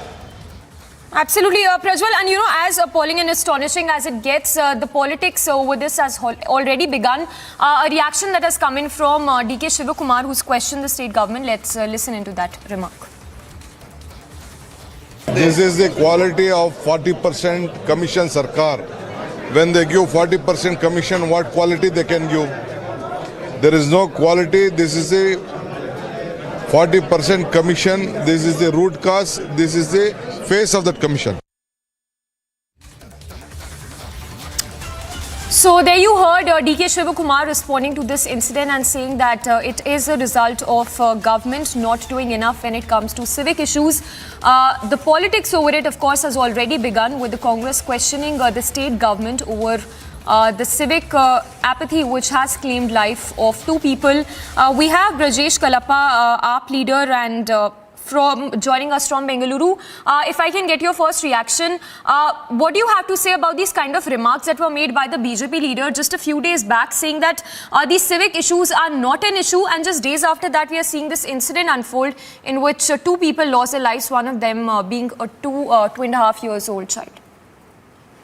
No, it's a very sad kind of reflection on how Bengaluru is currently being administered, because over 40 people in different instances have fallen prey to potholes, and the government in every single instance has filed a case against those very people who have lost their lives, saying that they drove in a rash and negligent manner. Now, this alone will tell you that the government wants to take no responsibility, and rather it wants to thrust the responsibility on a dead man and say that he was responsible for his own death. One. Two is that recently, just 2 months ago, a father and his daughter, they were killed because there was a transformer blast and they were only driving around it, right? Now, I think it's 2 months after the incident, no compensation has been paid, nobody has been sacked because of this, no public official has made a statement on that subject. Now, this is the kind of apathy which is currently governing Karnataka. And you must remember that when Honorable Prime Minister Modi ji came to Karnataka, he asked for a double-engine government. In fact, people were so generous that they gave a triple engine. In fact, the BBMP was also headed by the BJP. Now, despite that, there's so many deaths in our potholes, so many, severe cases of infrastructure crumbling, and now the present case in regard to the metro. I think this is absolutely shocking. It's stunning, and it makes people feel that they have absolutely no one to look up to because they are paying their taxes. When a person goes out on the road, Well, absolutely, he pays his yes. road tax. He pays his road tax. Yes, we leave it at that. We get your thought. We get your point here that the civic apathy needs to be highlighted. This latest incident that has claimed lives of 2 people. Prajwal, of course, continues to be with us, reporting live from that incident spot. Prajwal, if you can confirm this for us, whether this construction was under the BBMP or a private contractor, which led to a loss of 2 lives. We are getting more details in that regard, but as of now, it is being learned that it is the BBMP. It is the BBMP. As of now, we are getting. But also, let's focus on the visuals. We are also having the DCP who's come in here to conduct a spot inspection here as to exactly what has happened. And he is being briefed by his officials who have been here at the spot since morning, and they're trying to take a stock of the situation exactly as to what happened as well. And this is something where they are trying to go on and recreate the accident scene, where the junior officials are informing him as to exactly how the entire, this entire structure over here collapsed as well. So this is something that he's trying to go on and understand as well, because we understand that the details of the victims are out, and there is an official statement that is pending from the police officials. Now we will also go on and have a word with them as well. But as of now, senior police officials too who are there at the ground trying to take a stock of this entire situation, exactly understanding as to how this accident happened, what time this particular incident has taken place, and how two innocent people have gone on to lose their lives as well. So this is something that he's trying to go on and understand at this point of time. Samiksha, over to you in the studios, even as we are getting visuals of the DCP coming in here to go on and conduct the inspections here at the spot. Anaga! Yes. So Prajwal, there at the location where the incident was reported, in which 2 people lost their lives, one being the mother and the second her 2.5-year-old child. Prajwal continues to be with us, but the question we are asking here is whether civic apathy is something that the state government really needs to think about, which of course has now claimed life of 2 people, which includes a 2.5-year-old child as well. We have JDS leader Tanveer Ahmed also joining us. If I can get your first reaction to this, absolutely shocking, and civic apathy, of course, that has claimed lives of 2 people in Bengaluru. Very sad, very serious, because this type of an incident where 2 important lives have been lost, it is a very sad thing. But me and my party would definitely not like to politicize the situation, because we need to really find out where was the negligence done. Was it done at the construction company who was allotted this order, whether they did this? Why was the due diligence not done? Did proper SOPs were followed? Was the protocol done? It is a matter of thorough investigation. I think the person who's capable of handling it, answering is Mr. Anju Parvez, who's the MD of Metro. I think they need to really come forward. But however, Government of Karnataka should definitely ensure that this type of incident should not happen anywhere in Karnataka or in India. Proper thorough investigation needs to be done. And the 2 important lives have really been lost. But however, how is government going to compensate 2 lives? Definitely it is a matter of to discuss, and I'm sure Honorable Chief Minister of Karnataka will take appropriate action. Well, absolutely. Thank you for speaking to us. So, JDS spokesperson Tanveer Ahmed saying that there needs to be a proper probe as to what really led to the collapse of that pillar in Bengaluru that has claimed lives of 2 people, which includes a 2.5-year-old child. Absolutely shocking and unfortunate, to say the least. Prajwal, of course, continues to be with us, reporting live from that location where the pillar collapsed and led to loss of 2 lives. The question we are asking here is whether there is no value for human lives, and that is citizens' lives lives do not matter for netas, and that is precisely because of these comments also that were made just very recently by a BJP leader who called these civic issues as not an issue. Prajwal, if you can hear us, the question is also here at this point in time as to what really led to the collapse of the pillar, who was responsible for this, if it was BBMP, and whether enough funds were being dispersed, in fact were dispersed by the state government for the construction of this pillar. Frame, sir. Frame. Samiksha, yes, there have been funds which has already been given as well for this particular construction too. We had also seen several delays as well because of the construction work as well, because this was scheduled to be finished by the end of 2023. That was the scheduled time for the project to be finished, but it had also been extended. Funds were also given, and all the authorities who were going on and monitoring this entire construction had also clearly gone on to state that it will be completed within time, because this is the route which is going on and connecting Hebal, from Hebal to Bayapnalli. So this is the green line that we are clearly going on and speaking about. But at the same point of time, one needs to understand that there has been lapses over here on the ground. So the major lapses here on the ground, Samiksha, is the fact that the supporting structure for this pillar was not rightly assembled. So that is something that we need to understand at this point of time too. So let's try to also go on and take in a reaction from the authorities. But again, I will want to shift our focus quite clearly to the structure, Samiksha, where I am heading towards to give you a clear understanding as to what exactly happened. So right now we are here at the structure. You can see the base of the structure there, Samiksha, where there are supporting structures and rods which are being put up. So these are basically 4 frames which surrounds the entire pillar. So this entire pillar, the supporting structures could not go on and withstand the weight of the entire pillar, yes, which was with iron rods. And therefore, as there were iron rods and the structure was not built to around 12 to 15 feet, the entire pillar has leaned and it has fallen on the road, and the half portion of the pillar has collapsed directly on the road, and therefore 2 innocent lives have been claimed. There were 3 people riding on the bike, but now we understand that 2 people have lost life. The health condition of the other person who was riding is still not known at this point of time. But we will also shortly be taking in a statement from the DCP who is come in here, and we will we'll try to go on and understand as to exactly what happened. So an official statement coming in from the DCP shortly.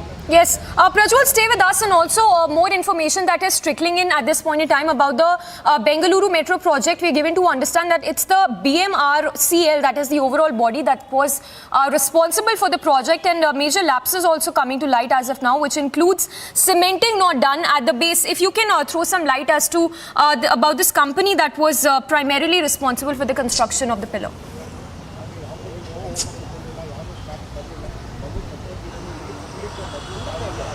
Samiksha, absolutely. Now, now we get to understand. Yes, the BMRCL is the one who is being held responsible here, because they were the ones who will have to go on, undertake the construction, monitor all the work as well. But apart from that, there are also other authorities too who go on and monitor the entire work too in this particular construction which had taken place too. Let's also get a few eyewitnesses out here and ask them as to what exactly happened to. So let's try to understand as to what exactly happened, and let's try to get in a reaction. So first and foremost, what exactly happened? At what time did this particular incident happen?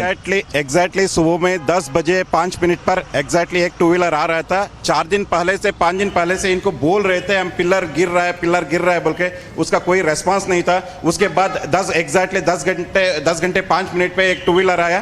2-wheeler में एक family आ रहे थे, एक wife, husband और एक baby के साथ आ रहे थे. वो बच्चा और वाइफ इधर पिलर गिरने की वजह से ऑन स्पॉट डेथ हो गए. उसके बाद वो भी हस्बैंड भी वेरी सीरियस है। इधर का पब्लिक ने जम के अपोजिट एक हॉस्पिटल था, हॉस्पिटल में एडमिट करने के लिए बोला, तभी वो कोई रेस्पॉन्स नहीं किया, इधर बैरिकेड तक ओपन नहीं किया और कोई पुलिस भी सपोर्ट नहीं किया, कोई ये इसका डिपार्टमेंट वाला भी कोई सपोर्ट नहीं किया, नो वन टेकन केयर। उसके बाद भी पब्लिक ने हॉस्पिटल जब तक एडमिट किया तो ऑलरेडी स्पॉट आउट हो गए थे दोनों। इधर का माहौल देखने के बाद ये गवर्नमेंट को सिर्फ प्रॉफिट चाहिए और उनके फैमिलीज का सेफ्टी देखते हैं। पब्लिक का जान गया भी तक कोई फर्क नहीं गिरता है, पब्लिक का वैल्यू ही नहीं है। पब्लिक बोले तो एक चिमटी मकोड़े जैसा इनका वैल्यू है, तो इसका कोई भी रिएक्शन लेंगे। अभी हम सुवर्ण कर्नाटक जनशक्ति वेदी से शाकिर अहमद बात कर रहा हूँ। अभी हमने Sir, since how many days have you been complaining to the authorities, going on to state that this particular structure which is right behind us is leaning, because it can even fall on us as well, because this is quite dangerous ground. Since how many days has the complaint been given to? Sir, past 7 days. From past 7 days, we are requesting to. Who is in charge for this project? We explained every officers, but no one has response and no one has supported us. We are asking from past 1 week, but no one care. Now today two lives as a death. After that only 2 आदमी मरने के बाद अभी होश आ रहा है तो उनको हाँ अभी वो करेंगे ये करेंगे। 2 जान जाने के बाद 2 आदमी मरने के बाद अभी वो डिसीजन लेने का सोच रहे। अभी भी no one is there spot में। 2 जान जाने के बाद भी अभी कोई भी जिनका रिप्रेजेंटेटिव कोई भी नहीं है। Sir, have you tried informing the local MLA here? We get to understand, that there is the local MLA here. Have you tried informing the MLA over here or the BBMP authorities that such a thing has happened? Have you tried to go on and approach the nearby police station too? Because even they can go on and immediately take some sort of action. Exactly, sir. आपका question बहुत सही था, लेकिन इधर क्या होता है जो लोकल पुलिस स्टेशन हो, लोकल MLA हो, लोकल को भी carpenter. Second, we will also quickly go on try to get in a reaction from the DCP as well. English, Hindi. English. ಇದೊಂದು ಮಾಡಿಬಿಡಿ ಇಂಗ್ಲೀಷಲ್ಲೂ. So, what do you have to say about this entire incident which has claimed the lives of 2 people? When did this particular incident happen, sir? This unfortunate incident happened today morning around 20:30.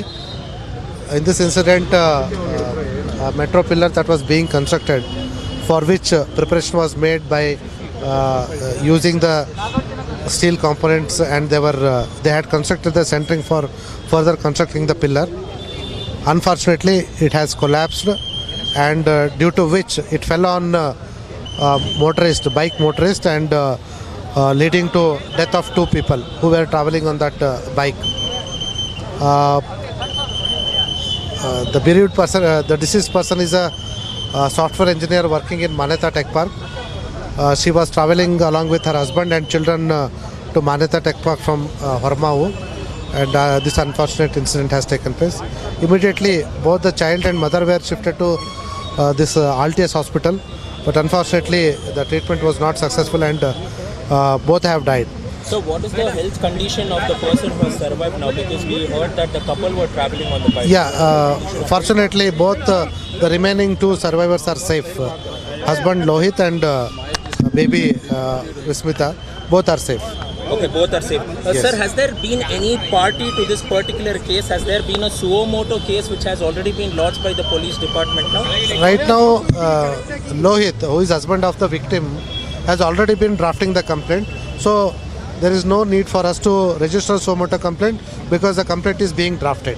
Okay, sir, who are the parties in this particular complaint? It's not the first time that infrastructure lapses have reported in Bengaluru.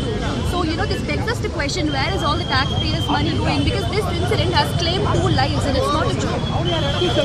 Yeah, this is an unfortunate incident. Yeah. Earlier also there have been incidents, but right now our immediate concern is that these kind of issues should not repeat. So right now we have spoken to the concerned authorities. They are visiting the spot, and we have also called experts to come here and tell us as to what exactly has happened, what was the reason for the collapse of this pillar, and what rectification measure has to be taken. Sir, will the remaining structure be removed, because it is still dangerously hanging around there? So will it be removed very soon? we will be discussing these issues with the experts. Okay, sir. All right, sir. Thank you. Thank you. So Samiksha, now going on and looking at what exactly happened here, that was the DCP, Mr. Bhima Shankar Guled, who clearly went on briefed as to exactly what happened. This particular incident had happened anywhere between 10:15 to 10:30 in the morning, and 2 people have lost their lives. Now, the husband, the man who was riding it, he's alive now, and he's also gone on to lodge a complaint. Complaint has already been lodged against the BMRCL. But what is very worrying right now, Samiksha, is this particular structure right in front of our screens, right on our screens here, because what we need to understand is that even this can fall at any point of time. There has been no other, there has been no other cast which has been put here at this point of time. So all that we can request at this point of time is that this entire structure will have to be uprooted right from the ground. Otherwise, this is again a disaster which is waiting to happen. And you never know that even the remaining portion of this particular metro pillar might collapse and innocent lives might also be lost, because the clearance of this pillar to the road is around only 5 to 6 feet is what we understand. So this is again a disaster which is waiting to happen, and we would request the authorities, we want the authorities to immediately act and remove this particular structure at this point of time, so that so that there is no other tragedy and there is no other loss of lives which are reported at this point of time, Samiksha. Prajwal, stay with us. These are some very important details that they are telling us, and grave concerns they're being raised as to another structure that could collapse in the coming days, and that action must be initiated against those involved in the construction work. We have Abhishek Sudhir, a lawyer, also joining us. If I can get your perspective on this, the incident which has happened, because clearly these are lapses that stand exposed when we talk about this particular company that was carrying out the construction work. Help us understand under which sections can those who are probably involved in this construction work can be booked once the complaint is filed in this case. I'd like to express my condolences to the lives that have been lost. As a resident of Bangalore, a long-time resident of Bangalore, I have seen my city collapse over the years. From potholes to pillars, Bangalore's roads are dangerous. The construction quality is poor, and the reason behind this is corruption. There's corruption across political parties in Karnataka. The material used is cheap. Why? Because there are 40% commissions that are taken by the politicians, the BBMP, and you might say this is a BMRCL project, but this points to a larger malaise in the governance of India's Silicon Valley. Now, in terms of the sections of the IPC that can be invoked, well, of course, negligence comes to mind straight away, causing death by negligence. That certainly will be invoked. But you see, because this is a BMRCL project, we will have to see whether actually the sections are invoked against individuals working for the BMRCL. The police will also have to carry out a thorough investigation to see what are the causes behind the collapse. But I just once again would like to say that this is a systemic issue in Bangalore. We have elections coming up in 4 months, but nothing is going to change because the 2 major political parties of Karnataka are corrupt to the core, and from top down to the bottom, right, the citizens are the ones who will suffer. Yes. Well, thank you for sharing your thoughts with us. So, Abhishek Sudhir, their lawyer, voicing his concerns and saying that how civic issues have been ignored in the past as well in Bengaluru. Prajwal, of course, continues to report live from that location where the accident was reported. Prajwal, you spoke to the eyewitness there who very clearly stated that it was raised, the issue was flagged to the concerned officials, yet no action was taken. Take us through those details of what he had to say, and also the fact that you pointed out that another disaster can be averted because another structure could collapse in the coming days.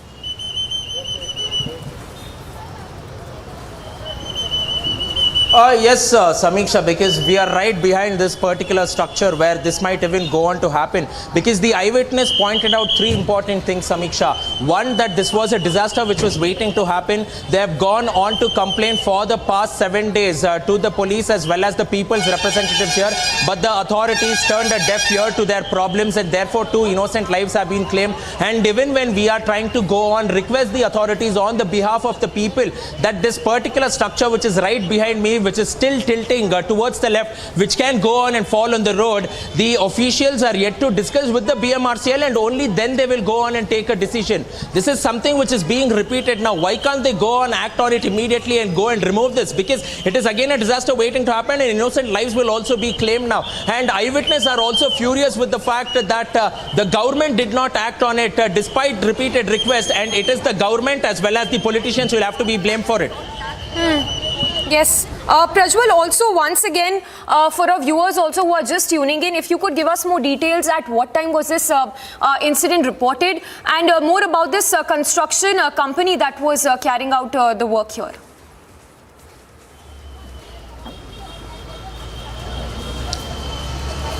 Samiksha, this construction is being carried out by the Bengaluru Metro Rail Corporation, that is the BMRCL, all right? And also this particular incident came to light between 10 to 10:30 this morning, and 2 people have lost their lives, while a couple along with their son was riding on a 2-wheeler, and it is being understood that the victim, Tejaswini, was working as a software engineer in Manyata Tech Park. She was a techie and she was going along with her son Vihan, where the husband was dropping her off to the workplace, because Manyata Tech Park is just a few kilometers away from the outer ring road out here near Hennur. And therefore, while going, this particular metro pillar has collapsed on them, and the iron bars which we were showing earlier has pierced through the victim, that is 2.5-year-old Vihan, their son, as well as the victim Tejaswini.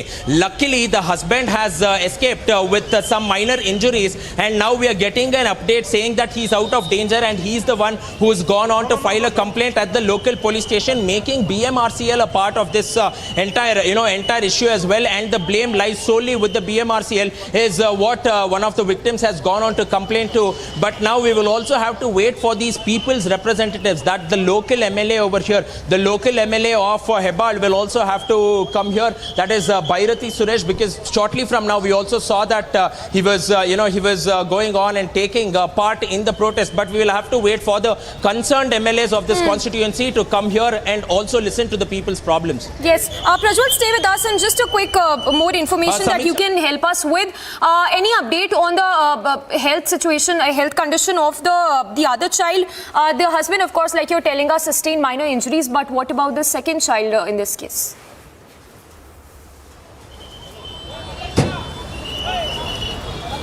It is now being stated that they are out of danger now, because 2.5-year-old Vihan has succumbed to his injuries.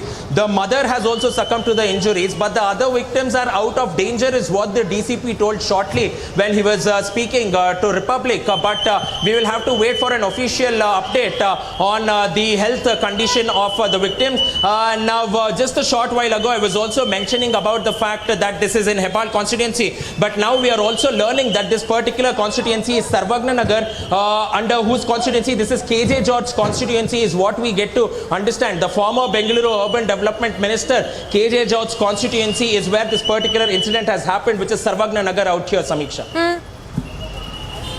Yes, Prajwal, stay with us, and if you can show us around where the construction work was being carried out, show us those pillars also which are being constructed, and the very fact that even these structures could collapse at any given point in time.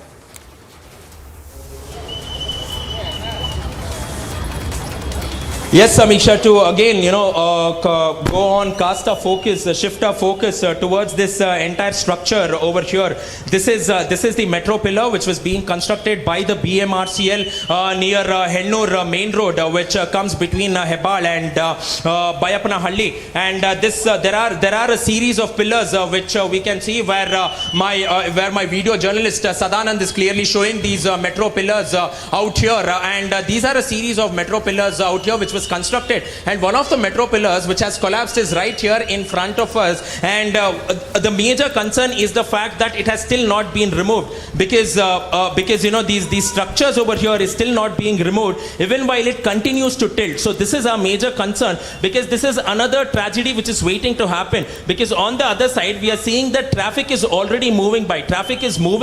We're also seeing two-wheelers as well as cars also passing at this junction, but even even then this metro pillar has still not been removed, because there were also gas cutting equipments and other materials which were brought in to remove it off. But now again the authorities are contemplating as to when and how they should remove to, and with the help of a crane which is right here in front of us, we get to understand that they steadied this entire structure. They steadied the entire structure along with the supporting brackets, the wall mounts too, which are here. But also now the major concern is that the height of the barriers will have to be increased. If we could just pan towards the right, these are the exact barriers that I'm speaking about, which height has to be, the height of this particular barrier will have to be increased, so that even if this particular tower falls or anything, at least the barrier can prevent the entire fall or the entire structure from collapsing on the road as well, Samiksha. At this point of time, these are the details which are coming in, but now we are also waiting for the BMRCL MD so that we can go on and get an official word from him and get an official reaction from him as to exactly what happened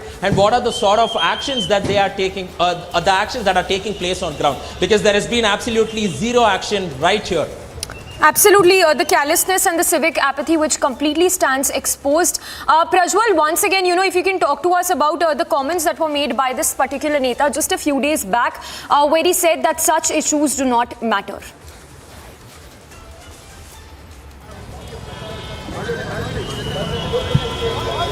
Samiksha, please do come again. You were not audible. Prajwal, if you can once again take us through those remarks that were made by this particular leader who said that civic issues are not a matter of concern.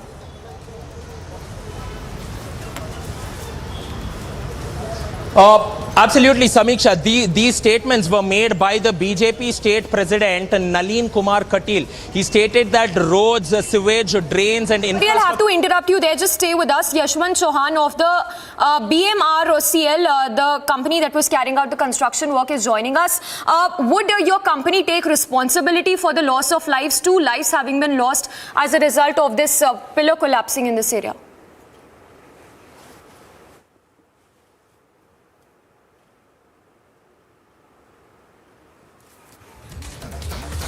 All right, we seem to have lost that connection with that, in fact, official from the particular company that carried out the construction work. Prajwal, we were talking here about the remarks that were made by the political leader a few days back. Take us through exactly what he said, and then we'll play out that soundbite as well.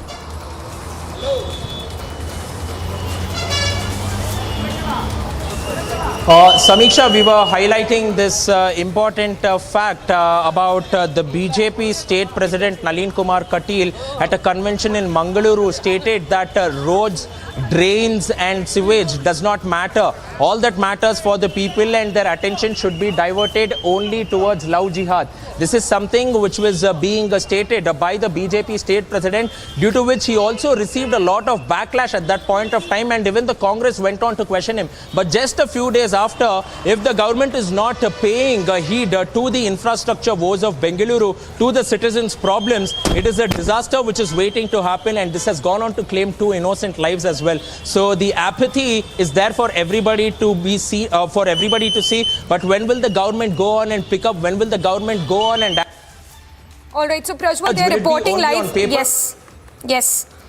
So we'll go back to Prajwal again, but yes, a very shocking, very unfortunate incident to have come to light from Bengaluru, where 2 lives have been lost as a result of that pillar that collapsed in this area. So of course, a lot that this company will also have to answer and be held accountable as well. For the residents, they're also speaking out. The locals, they're saying that the issue was flagged to them earlier, yet no action was taken by that company that was carrying out that construction work. In fact, let's listen into the remark that was made by the political leader just a few days back, the BJP leader, who said that such civic issues are not a matter of concern. So first and foremost, what exactly happened? At what time did this particular incident happen? Exactly सुबह में 10 बजे 5 minute पर exactly एक 2-wheeler आ रहा था. 5 दिन पहले से इनको बोल रहे थे हम पिलर गिर रहा है बोल के, उसका कोई रेस्पॉन्स नहीं था. उसके बाद 10 घंटे 5 मिनट पे एक 2-wheeler आया. 2-wheeler में एक फैमिली आ रहे थे, एक वाइफ, हस्बैंड और एक बेबी के साथ आ रहे थे. वो बच्चा और वाइफ इधर पिलर गिरने की वजह से ऑन स्पॉट डेथ हो गए। उसके बाद वो भी हस्बैंड भी वेरी सीरियस है। इधर का पब्लिक ने जम के अपोजिट एक हॉस्पिटल था, हॉस्पिटल में एडमिट करने के लिए बोला, तभी वो कोई रेस्पॉन्स नहीं किया, इधर बैरिकेड तक ओपन नहीं किया और कोई पुलिस भी सपोर्ट नहीं किया, कोई ये इसका डिपार्टमेंट वाला भी कोई सपोर्ट नहीं किया, नो वन टेकन केयर। उसके बाद भी पब्लिक ने हॉस्पिटल जब तक एडमिट किया तो ऑलरेडी स्पॉट आउट हो गए थे दोनों। इधर का माहौल देखने के बाद ये गवर्नमेंट को सिर्फ प्रॉफिट चाहिए और उनके फैमिलीज का सेफ्टी देखते हैं। पब्लिक का जान गया भी तक कोई फर्क नहीं गिरता है, पब्लिक का वैल्यू ही नहीं है। पब्लिक बोले तो एक चुमटी मकोड़े जैसा इनका वैल्यू है, तो इसका कोई भी रिएक्शन लेंगे। अभी हम सुवर्ण कर्नाटक जनशक्ति वेदी से शाकिर अहमद बात कर रहा हूँ। अभी हमने Sir, since how many days have you been complaining to the authorities, going on to state that this particular structure which is right behind us is leaning, because it can even fall on us as well, because this is quite dangerous ground. Since how many days has the complaint been given to? Sir, past 7 days. From past 7 days, we are requesting to. Who was in charge for this project? We explained every officers, but no one has response and no one has supported us. We asking from past 1 week, but no one care. Now today two lives as a death. After that only 2 आदमी मरने के बाद अभी होश आ रहा है, तो उनको हाँ अभी वो करेंगे ये करेंगे। 2 जान जाने के बाद, 2 आदमी मरने के बाद अभी वो डिसीजन लेने का सोच रहे। अभी भी no one is there spot में। 2 जान जाने के बाद भी अभी कोई भी जिनका रिप्रेजेंटेटिव कोई भी नहीं है। This unfortunate incident happened today morning around 20:30. In this incident, a metro pillar that was being constructed, for which preparation was made by using the steel components, and they had constructed the centering for further constructing the pillar. Unfortunately, it has collapsed, and due to which it fell on bike motorist, and leading to death of 2 people who were traveling on that bike. The bereaved person, the deceased person, is a software engineer working in Manyata Tech Park. She was traveling along with her husband and children to Manyata Tech Park from Hormao, and this unfortunate incident has taken place. Immediately, both the child and mother were shifted to this Altius hospital, but unfortunately the treatment was not successful, and both have died. So what is the health condition of the person who has survived now? Because we heard that the couple were traveling on the bike. Yeah, fortunately both the remaining 2 survivors are safe. Husband Lohit and baby Vismita, both are safe. Okay, both are safe. Yes. Sir, has there been any party to this particular case? Has there been a suo moto case which has already been lodged by the police department now? Right now, Lohit, who is husband of the victim, has already been drafting the complaint. So there is no need for us to register suo moto complaint because the complaint is being drafted. Okay, sir, who are the parties in this particular complaint? It's not the first time that it was not the last time reported in Bengaluru. So, this begs us to question, where is all the taxpayers' money going? Because this incident has claimed 2 lives and it's not a joke. Yeah, this is an unfortunate incident. Yeah. Earlier also there have been incidents, but right now our immediate concern is that these kind of issues should not repeat. So right now we have spoken to the concerned authorities. They are visiting the spot, and we have also called experts to come here and tell us as to what exactly has happened, what was the reason for the collapse of this pillar, and what rectification measure has to be taken.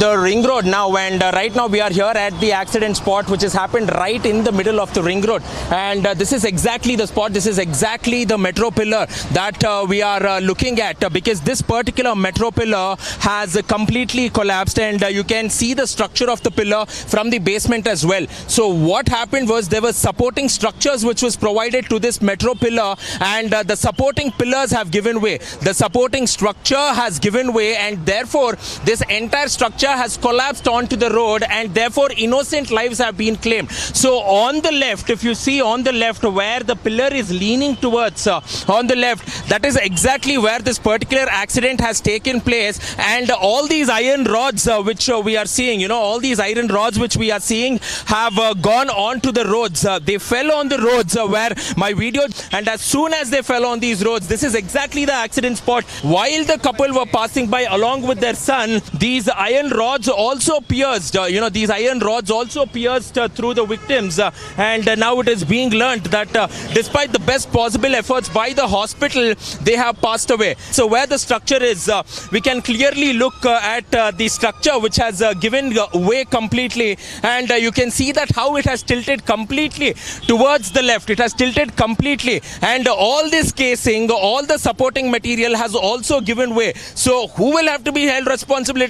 That is also something which has to be questioned immediately now. And the debris has been cleared, but the structure has still been left. The structure has still been left on the roads as well. The structure has still been left here. And shortly from now, we are also seeing, gas cutting equipment too, which has already been brought in here to cut the remaining part of the pillar, because this could again go on and endanger the lives of others too, because it is still tilting at this point of time. And so, viewers, there you have seen exactly what had transpired, what was at the site of the Bengaluru metro tower collapse. It was essentially a unsheathed, unconcretized steel lattice frame. It was very tall, it was very heavy. It had already been leaning, is what the eyewitness on the scene told Prajwal just a short while ago. And then at some point today morning at 10 o'clock, it snapped. Half of it fell directly onto the road, a very busy road on which traffic was plying. It fell on top of a family of 4 people, parents as well as their 2 young twins, and the mother and the son have passed away. The daughter is battling for her life.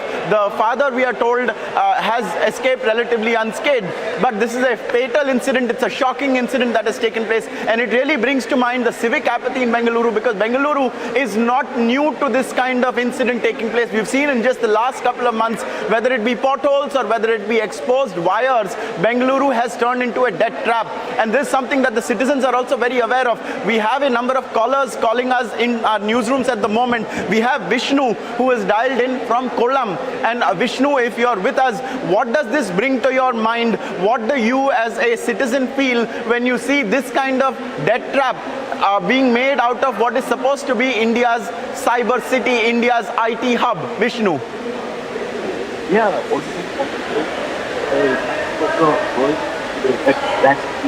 this is one of the cities in which the large amount of tax is being paid, and still no response whatsoever. And the thing is that these officials, these people should be made to pay the compensation from their own pocket. Revenue recovery should be done from their own pocket, and they should be recovered without any sympathy whatsoever. And once again, giving away citizens' money in the name of compensation is not so good. And first of all, the loss of money and the entire lives also, that little child and a working person also. And 2 young persons died, and that's great compensation. And the law of compensation must be rewritten in this law, in this particular land. It should be made like crores and like in foreign countries. It should be made much more higher, and it should be repaid by the officials by revenue recovery from them.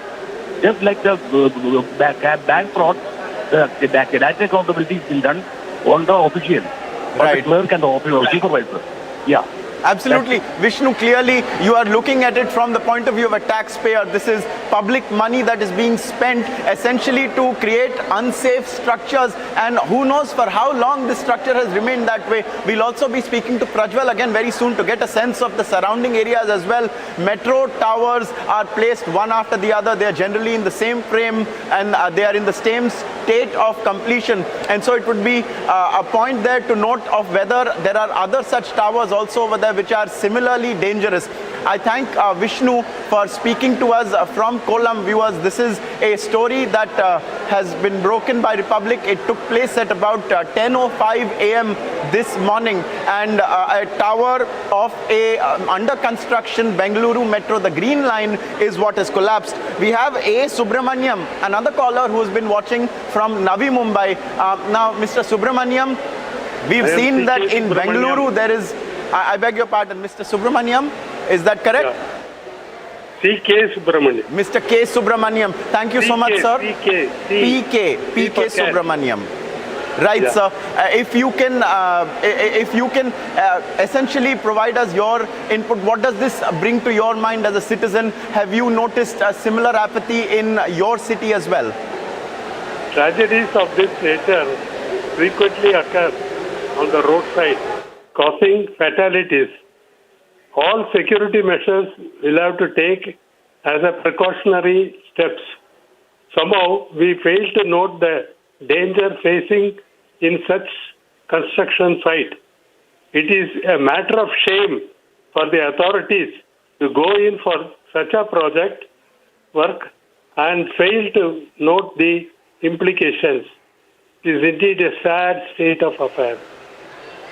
Do you think, sir, that the politician should be held accountable? Should it be the company that was responsible for the construction?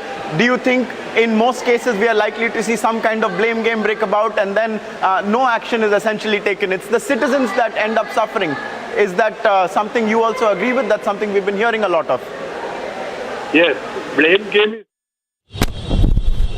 Police is investigating the case and we are taking expert opinion regarding this issue.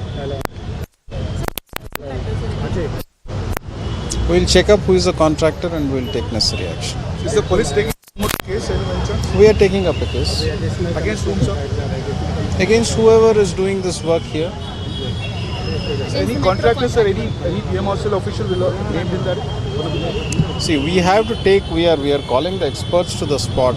After the experts come and give their opinion, we can come to some conclusion as to who is responsible for it.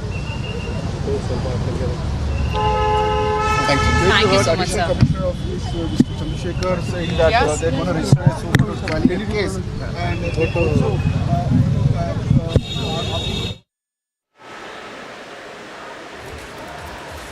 So you just heard there another senior official of the police who says essentially that the experts have been called in to try and ascertain what exactly went wrong. But if you are looking at the visuals, then it is abundantly clear what went wrong. There was a tall column which was exposed completely. It was of this steel bars and a lattice framework, but there was no concretization over there, and it leaned and eventually collapsed. We have more callers dialing in to our newsroom. We have Sujoy, who's calling in from the city where this happened, from Bengaluru. Sujoy, you are from this city. What does it make you feel like as a citizen, and do you think that there are many other such accidents just waiting to happen? Absolutely, absolutely. You know, what I feel is over a period of last decade or so, the netas, the political leaders here have just completely lost it in terms of building up a city which is prided as the IT hub of the country, and that has percolated to the officials of the infrastructure, all the offices of the government, and as a result, the city has been absolutely left to dogs. So what happens is nobody cares about any of the infrastructure that is being built. And, it's in the hands of the laborers and the unskilled people. So these kind of things are going to happen continuously. Footpaths are not there. Roads are not built. Pillars have been created. Imagine this pillar after the metro rail starts working. What will be the status of these pillars, which is falling over even before they are built? So, Sujoy, I beg you to stay with us. Thank you for dialing in. Viewers, we have accessed a CCTV clip of the collapse of this under construction metro tower in Bengaluru. We have a visual now of the moment in which this metro tower under construction pillar, which had been leaning, finally collapsed. We're just going to show that to you.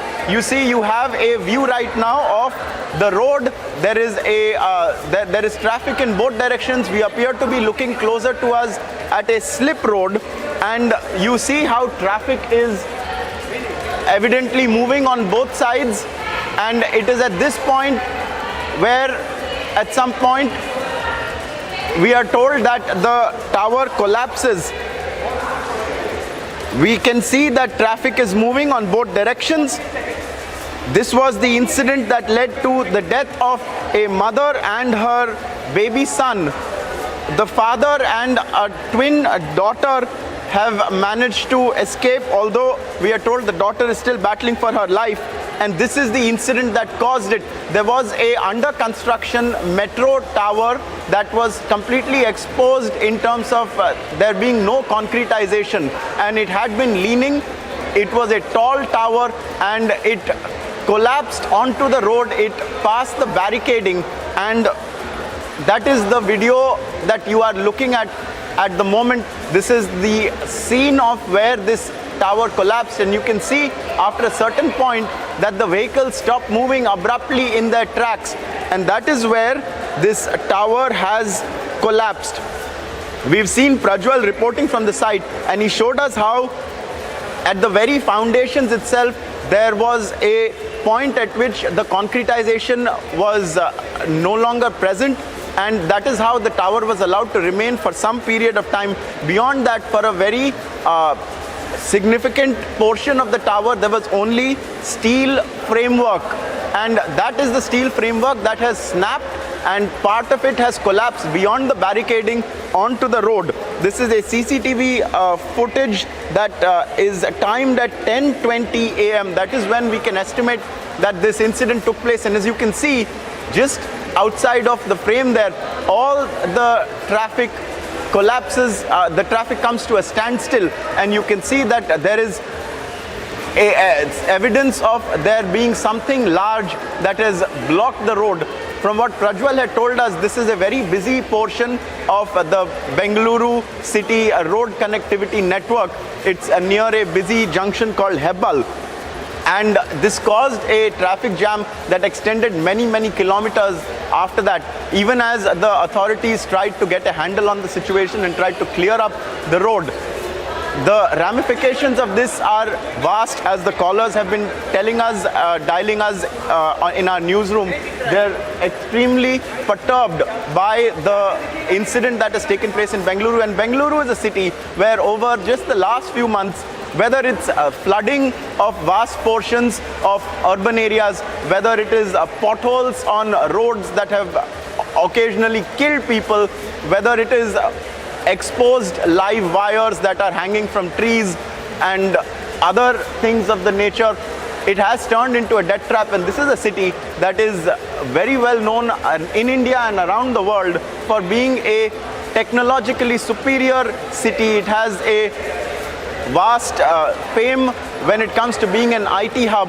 There are a number of endeavors, urban transport and others, that were first taken by Bengaluru, now feels like many decades back, and it is shocking to see that it has reached a point where there are exposed death traps that the public is being subjected to.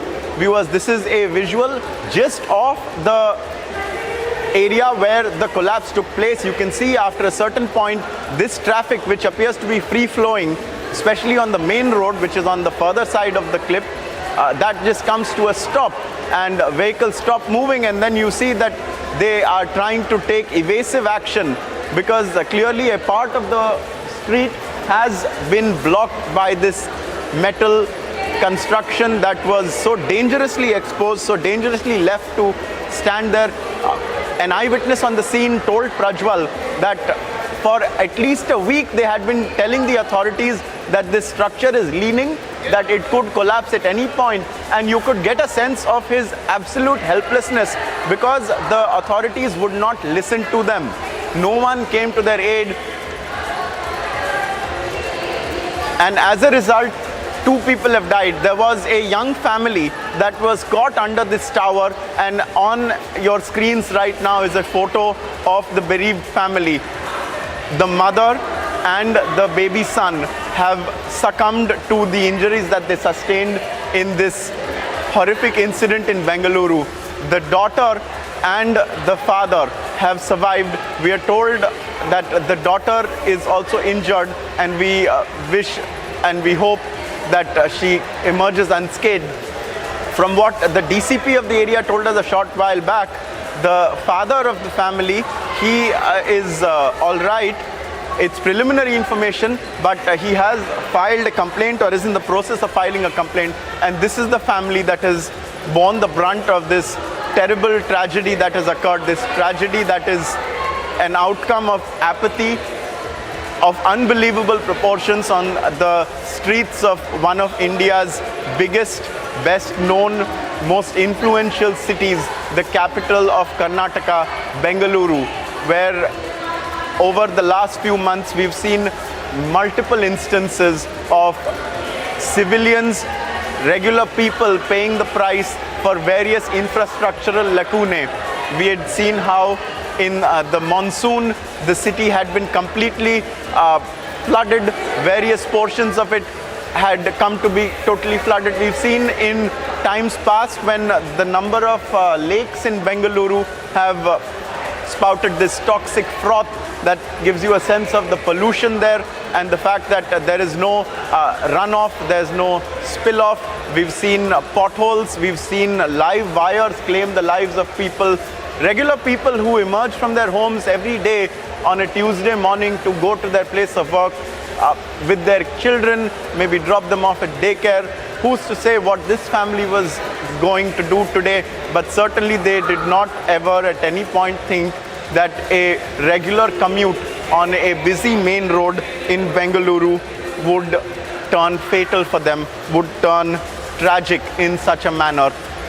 The mother and the son have passed away, twin children of this family, and the daughter and the father have made it. We await to hear the state of their precise condition. We hope that they're doing all right, but it is a ghastly thing for them to have suffered. It's a fatal incident in Bengaluru. And Prajwal had spoken to the eyewitness on the scene who was absolutely aghast at the fact that there were, over the last week, many complaints made, he said, to the authorities, and yet no one took any action. It was evident that this tower was collapsing, and there appeared also in the background, even now, to be a number of other towers that are at the same state of completion, essentially only a metal frame of iron rods in a lattice framework. Let's once again hear what the eyewitness at the scene had said, and pay attention, viewers, to how he talks about complaints having been made, how it was a visible, evident danger. Let's take a look at this.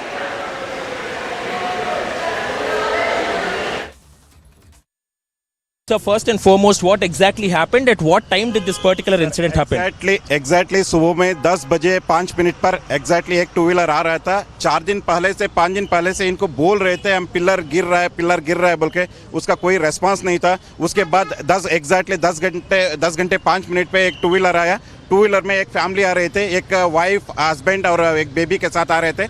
वो बच्चा और wife इधर pillar गिरने की वजह से on spot death हो गए। उसके बाद वो भी हस्बैंड भी वेरी सीरियस है। इधर का पब्लिक ने जम के अपोजिट एक हॉस्पिटल था, हॉस्पिटल में एडमिट करने के लिए बोला, तभी वो कोई रेस्पॉन्स नहीं किया। इधर बैरिकेड तक ओपन नहीं किया और कोई पुलिस भी सपोर्ट नहीं किया, कोई ये इसका डिपार्टमेंट वाला भी कोई सपोर्ट नहीं किया। No one taken care. उसके बाद भी पब्लिक ने हॉस्पिटल जब तक एडमिट किया तो ऑलरेडी स्पॉट आउट हो गए थे दोनों। इधर का माहौल देखने के बाद ये गवर्नमेंट को सिर्फ प्रॉफिट चाहिए और उनके फैमिलीज का सेफ्टी देखते हैं। पब्लिक का जान गया भी तक कोई फर्क नहीं गिरता है, पब्लिक का वैल्यू ही नहीं है। पब्लिक बोले तो एक चुमटी मकोड़े जैसा इनका वैल्यू है, तो इसका कोई भी रिएक्शन लेंगे। अभी हम सुवर्ण कर्नाटक जनशक्ति वेदी से शाकिर अहमद बात कर रहा हूँ। अभी हमने Sir, since how many days have you been complaining to the authorities, going on to state that this particular structure which is right behind us is leaning, because it can even fall on us as well, because this is quite dangerous ground. Since how many days has the complaint been given to? Sir, past 7 days. From past 7 days, we are requesting to. Who is in charge for this project? We explained every officers, but no one has response and no one has supported us. We asking from past 1 week, but no one care. Now today two lives as a death. After that only 2 आदमी मरने के बाद अभी होश आ रहा है, तो उनको हाँ अभी वो करेंगे ये करेंगे। 2 जान जाने के बाद, 2 आदमी मरने के बाद अभी वो डिसीजन लेने का सोच रहे। अभी भी no one is there spot में। 2 जान जाने के बाद भी अभी कोई भी जिनका रिप्रेजेंटेटिव कोई भी नहीं है। This unfortunate incident happened today morning around 20:30. In this incident, a metro pillar that was being constructed, for which preparation was made by using the steel components, and they had constructed the centering for further constructing the pillar. Unfortunately, it has collapsed, and due to which it fell on bike motorist, and leading to death of 2 people who were traveling on that bike.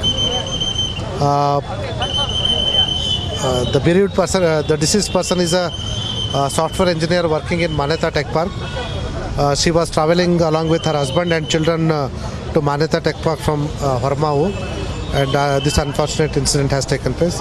Immediately, both the child and mother were shifted to this Altius hospital, but unfortunately the treatment was not successful, and both have died.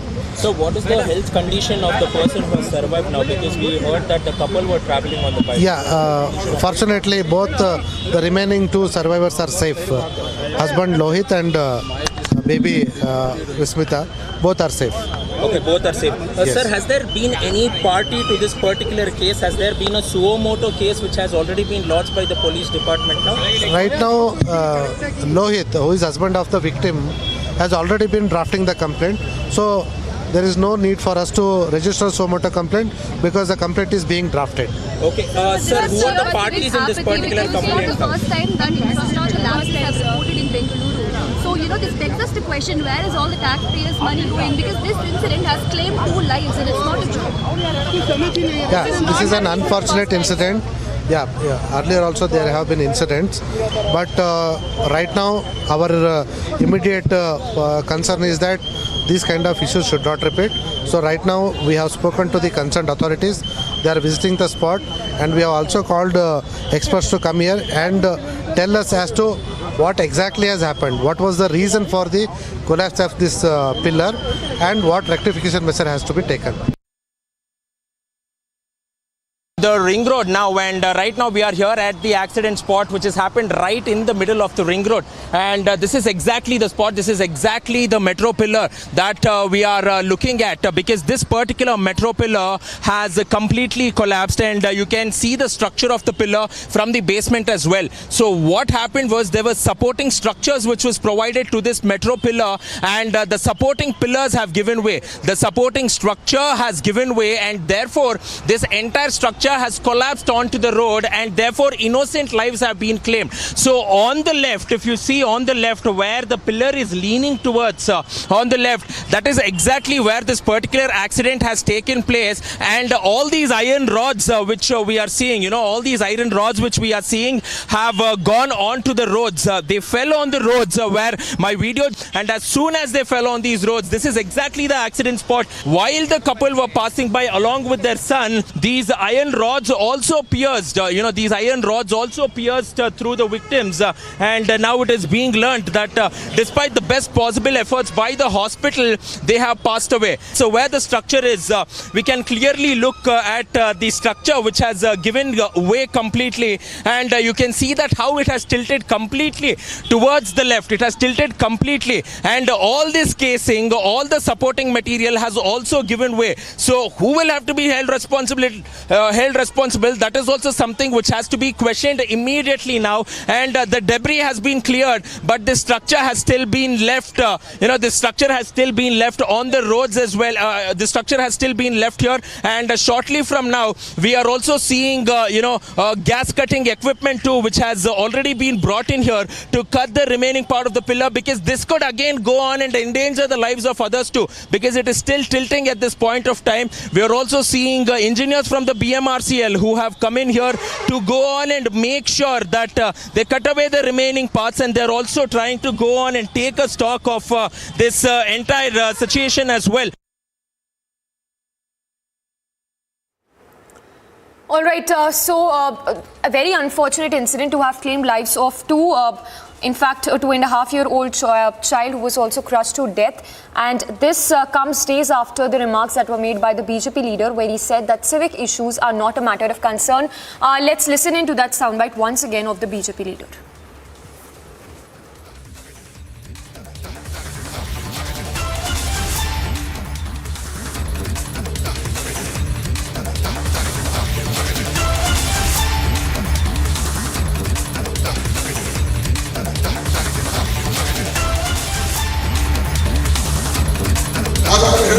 ರಸ್ತೆ ಮೋರಿ ಚರಂಡಿ ಸಣ್ಣ ವಿಷಯದ ಬಗ್ಗೆ ಮಾತಾಡಬೇಡಿ. ವೇದವ್ಯಾಸ ಹೋದಾಗ ಕೈ ಎತ್ತಿಲ್ಲ, ನಳಿನ್ ಕುಮಾರ್ ನಕ್ಕಿಲ್ಲ. ನಳಿನ್ ಕುಮಾರ್ ನಕ್ಕು ನಿಮಗೇನು ಬಂಗಾರ ಸಿಗ್ತಾ ಇಲ್ಲ. ನಿಮ್ಮ ಮಕ್ಕಳ ಬದುಕಿನ ಪ್ರಶ್ನೆ ಲವ್ ಜಿಹಾದಿಯನ್ನು ನಿಲ್ಲಿಸಬೇಕಿದ್ರೆ ಭಾರತೀಯ ಜನತಾ ಪಾರ್ಟಿ ಬೇಕು. ಲವ್ ಜಿಹಾದಿಯನ್ನು ನಿಲ್ಲಿಸಬೇಕಿದ್ರೆ ಭಾರತೀಯ ಜನತಾ ಪಾರ್ಟಿ. ಹಾಗಾಗಿ ಹೇಳಿದೆ, ನೀವು ರಸ್ತೆ, ಮೋರಿ, ಚರಂಡಿ, ಸಣ್ಣ ವಿಷಯದ ಬಗ್ಗೆ ಮಾತಾಡಬೇಡಿ. ವೇದವ್ಯಾಸ ಹೋದಾಗ ಕೈ ಎತ್ತಿಲ್ಲ, ನಳಿನ್ ಕುಮಾರ್ ನಕ್ಕಿಲ್ಲ. ನಳಿನ್ ಕುಮಾರ್ ನಕ್ಕು ನಿಮಗೇನು ಬಂಗಾರ ಸಿಗ್ತಾ ಇಲ್ಲ. ನಿಮ್ಮ ಮಕ್ಕಳ ಬದುಕಿನ ಪ್ರಶ್ನೆ ಲವ್ ಜಿಹಾದಿಯನ್ನು ನಿಲ್ಲಿಸಬೇಕಿದ್ರೆ ಭಾರತೀಯ ಜನತಾ ಪಾರ್ಟಿ ಬೇಕು. ಲವ್ ಜಿಹಾದಿಯನ್ನು ನಿಲ್ಲಿಸಬೇಕಿದ್ರೆ ಭಾರತೀಯ Janata party. All right, so there you heard the soundbite of the BJP leader who called civic issues not so significant an issue. On that note, let's listen into the reaction coming in from DK Shivakumar, as the politics over this tragic incident has already begun, with the Congress now questioning the state government over what really led to this incident and the civic apathy which also stands exposed. This is the quality of 40% commission sarkar. When they give 40% commission, what quality they can give? There is no quality. This is a 40% commission. This is the root cause. This is the face of that commission. First of all, it's very, very shocking that, a newly constructed pillar which is fallen on a 30-year-old woman and her 2-year-old child. It's really heartbreaking. Until now, there were so many pothole deaths, and now even a metro pillar, which is supposed to last for at least about 50-100 plus years, has fallen like this. They have apparently lodged a complaint in Batrainpura police station against the BMRCL officials. But I think this is a clear case of violation, negligence and corruption of this BJP government. There has to be an FIR. Yes, the CM should resign.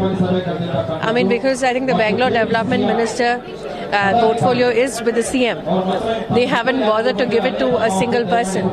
And this is a clear case of very poor work, and which at the end of the day has people have fallen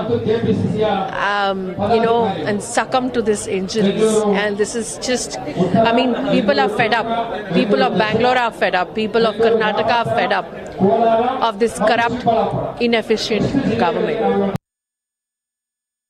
There you heard the key words, of course, here being negligence, carelessness, apathy and even corruption, as the civic apathy completely stands exposed. The incident there having been reported from Bengaluru, where a newly constructed pillar collapsed on a family of 4, while 2 managed to sustain injuries. 2 succumbed to those injuries, which includes a woman and her 2.5-year-old child.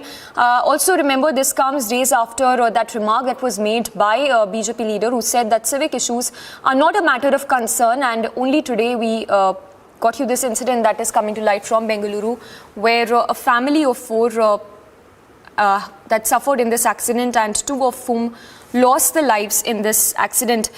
We have a caller joining us, Millie joining us from Kolkata. Thank you for calling.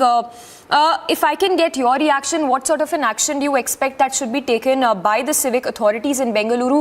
Because this is not the first of a kind incident where we've seen how civic apathy has claimed a life in the city. Unfortunately, I haven't heard or rather seen in our country people being really responsible for their actions, particularly the political segment of the society. Okay, now it's high time we picked up the cudgel for ourselves and choose only those who work for us. I wish we could have Mr. Gadkari all over the country. Because Mr. Gadkari, whatever he puts his hand to, well, it's going to be a success. I wish he'd just turn his eye, or rather look the way towards Karnataka, perhaps that place would also become a lot better, like many other places in this country. Well, absolutely. Thank you for speaking to us. We also have another caller joining us, Dilip, joining us from Bengaluru.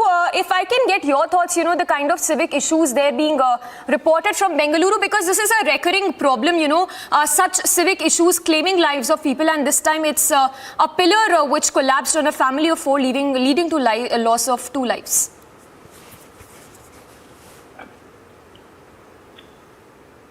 Hello, can you hear me? Yes, Dilip, we can hear you. Yes, please continue. Yeah. Okay. It is extremely shocking that such a thing has happened in Bangalore, and I live in Bangalore, and we keep going out. Even as of yesterday, I saw one of the roads where this construction is going on, where there are big holes, gaps on the road. So I was, kind of skeptical even driving over there. My heart goes to this family, innocent family. So do people have to pay the price for the carelessness, negligence, corruption of all the government servants concerned in this? Do we have to pay the price? And it is disgusting to hear people talk about love jihad. How? I mean, there are people's lives lost in this because of their negligence, and I think action, very, very stern action, should be taken. And I don't know if people of Bengaluru can do something about this. Can we come together and act upon it? If somebody is going to do it, somebody has to bell the cat. Who? So it's really, really shocking and a very sad state of affairs. Absolutely, like you put it, a sad state of affairs in Bengaluru, and of course Republic haven't taken up this campaign where we are voicing how civic issues need to be a matter of concern for the civic authorities as well as the state government. Thank you for speaking to us. So a lot of voices coming in from Bengaluru as well on the civic issues there being ignored. We have another caller joining us, Raja Mani, joining us from Chennai. Thank you for speaking to Republic. If I can, we can get your response to this civic apathy here coming to light from Bengaluru, which has claimed lives of 2 people. What sort of an action do you expect should be taken against those who fail to act in time for those civic issues being ignored? See, the moment the complaint has been given, their action must be on the authorities. They have not done it. So immediately, due to this death of these 2, the family members who have suffered, they have to go in immediately arrest. No question of calling them, making an inquiry. Arrest them, as it has happened, urinating in the aircraft. No more delays. Straight away go and arrest them. And they have to give the biggest compensation possible for the family, because it is a life matter for that husband and the daughter. It is my humble request, the government which is performing right now is doing a good job. They have to immediately arrest them. No question of having an inquiry, because they have already given a complaint. Thank you. Thank you for speaking to us. So Raja Mani there saying that it's high time now that the state government as well as those who are involved in this such construction work take note of such incidents and learn their lessons, and also stern and stringent action that should be initiated against those who were involved in this construction work, which claimed lives of 2 people, which included a 2.5-year-old child. And stringent action that should be initiated against those who were involved in the construction work, which claimed lives of 2 people, which included a 2.5-year-old child. All right, so a lot of reactions, voices coming in at this point that point to the negligence, carelessness, sheer apathy and corruption also that stands exposed as this company that was really carrying out the construction work at this particular location failed to take note despite this issue having been flagged earlier by the locals of this place. We'll slip into a very short break, but on the other side we'll continue with our extensive campaign bringing to light the civic apathy in Bengaluru that has claimed lives of 2 people.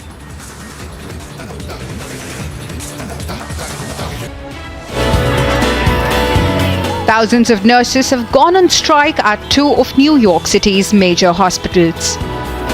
The walkout began on Monday after contract negotiations stalled over staffing and salaries nearly 3 years into the coronavirus pandemic. Nearly 3,500 nurses at Montefiore Medical Center in the Bronx and about 3,600 at Mount Sinai Hospital in Manhattan have gone on strike. So the nurses at Mount Sinai have basically come together to say that we're tired of being exploited, we're tired of our patients being abused, and most of all, we're tired of seeing them not get the care they deserve. We came into nursing to take care of people because we care about them. We come from compassion. And it's very difficult to come into the hospital every single day and know that we're not able to give them the care that they truly deserve. These hospitals have shown that all they care about is profits, but we are no longer treating patients like transactional items. They are people and they deserve respect, and that's why we're out here striking. It's not about money, it's actually about saving lives. The privately owned hospitals have postponed non-emergency surgeries, diverted ambulance to other medical centers, and assigned administrators with nursing backgrounds to work in wards in order to cope with the walkout. We're working hard. We worked through the pandemic and we have short staffing. They brought in traveler nurses. It doesn't fill the gap. We still have a bunch of vacancies and we're overworked. So we really need, and it's hard on the patients because we need safe staffing for them. So we're fighting for staffing, reimbursements, our health benefits. They're trying to take away some of their benefits, but we need safe staffing. We're tired. We're doing a great job. We're trying to get through a triple pandemic now. It doesn't stop. Agency report for Republic TV.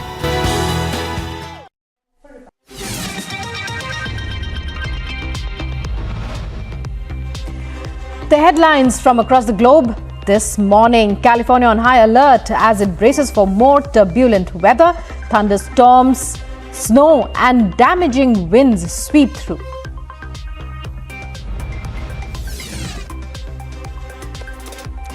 Thousands of nurses stage protests at 2 of New York City's major hospitals over stalled contract negotiations.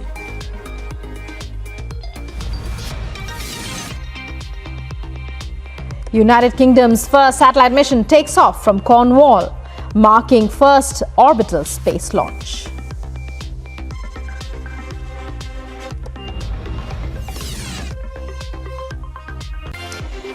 And another mission seen flying around the Kherson region.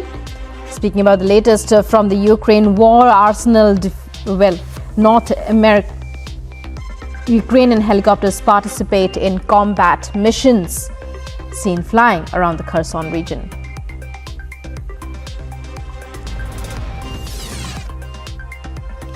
And North America summit kickstarts in Mexico. Biden and Trudeau arrive for ceremony.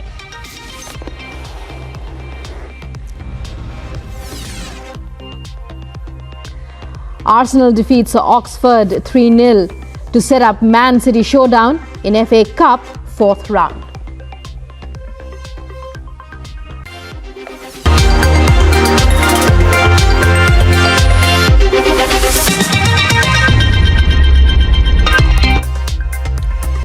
Statements of 2 crew members of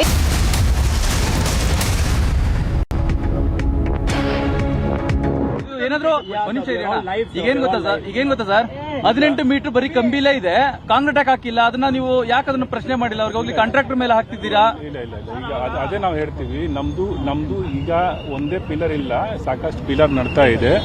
ಎಲ್ಲ pillar ನಲ್ಲಿ ನಾವು 2 ಕಡೆಯಿಂದ scaffolding ಹಾಕಿ 4 ಕಡೆಯಿಂದ first ನಾವು reinforcement ಹಾಕ್ತೀವಿ. Reinforcement ಮಾಡಿದ ಮೇಲೆ ನಾವು ಸ್ಕ್ಯಾಫೋಲ್ಡಿಂಗ್ ತೆಗೆದು ಕೆಳಗಡೆಯಿಂದ ನಾವು ಸಟ್ರಿಂಗ್ ಏನಿದೆ ಸಟ್ರಿಂಗ್ ನಾವು ಪರ್ಫಾರ್ಮ್ ಮಾಡಿ ಮತ್ತೆ ಸೈಡ್ ಇಂದ ಸಪೋರ್ಟ್ ಮಾಡ್ತೀವಿ.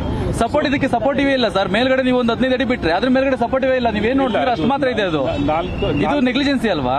4 ಕಡೆ ನಾವು ಡೈ ವೈರ್ ಅಂತ ಹಾಕ್ತೀವಿ. ನೀವು ನೋಡಬಹುದು 4 ಕಡೆ ನಮ್ದು ಕಾಂಕ್ರೀಟ್ ಬ್ಲಾಕ್ ಇದೆ. ಅಲ್ಲಿ ನಾವು ಅದರಲ್ಲಿ ಯಾಕೆ ಸ್ನ್ಯಾಗ್ ಆಯಿತು ಅದು ಟೆಕ್ನಿಕಲ್ ರಿಪೋರ್ಟ್ ನಲ್ಲಿ ಬರ್ತದೆ. ಸರ್ ಇದು ಸರ್ ಒಂದ್ ನಿಮಿಷ ಸರ್, ಇದು ಮೊದಲನೇ ಘಟನೆ ಅಲ್ಲ. ಈ ಹಿಂದೆ ರಾಮಮೂರ್ತಿ ನಗರದಲ್ಲೂ ಕೂಡ ಇದೇ ನಿರ್ಲಕ್ಷ್ಯದಿಂದ ಒಬ್ಬ ಡೆತ್ ಆಗಿದ್ದಾನೆ.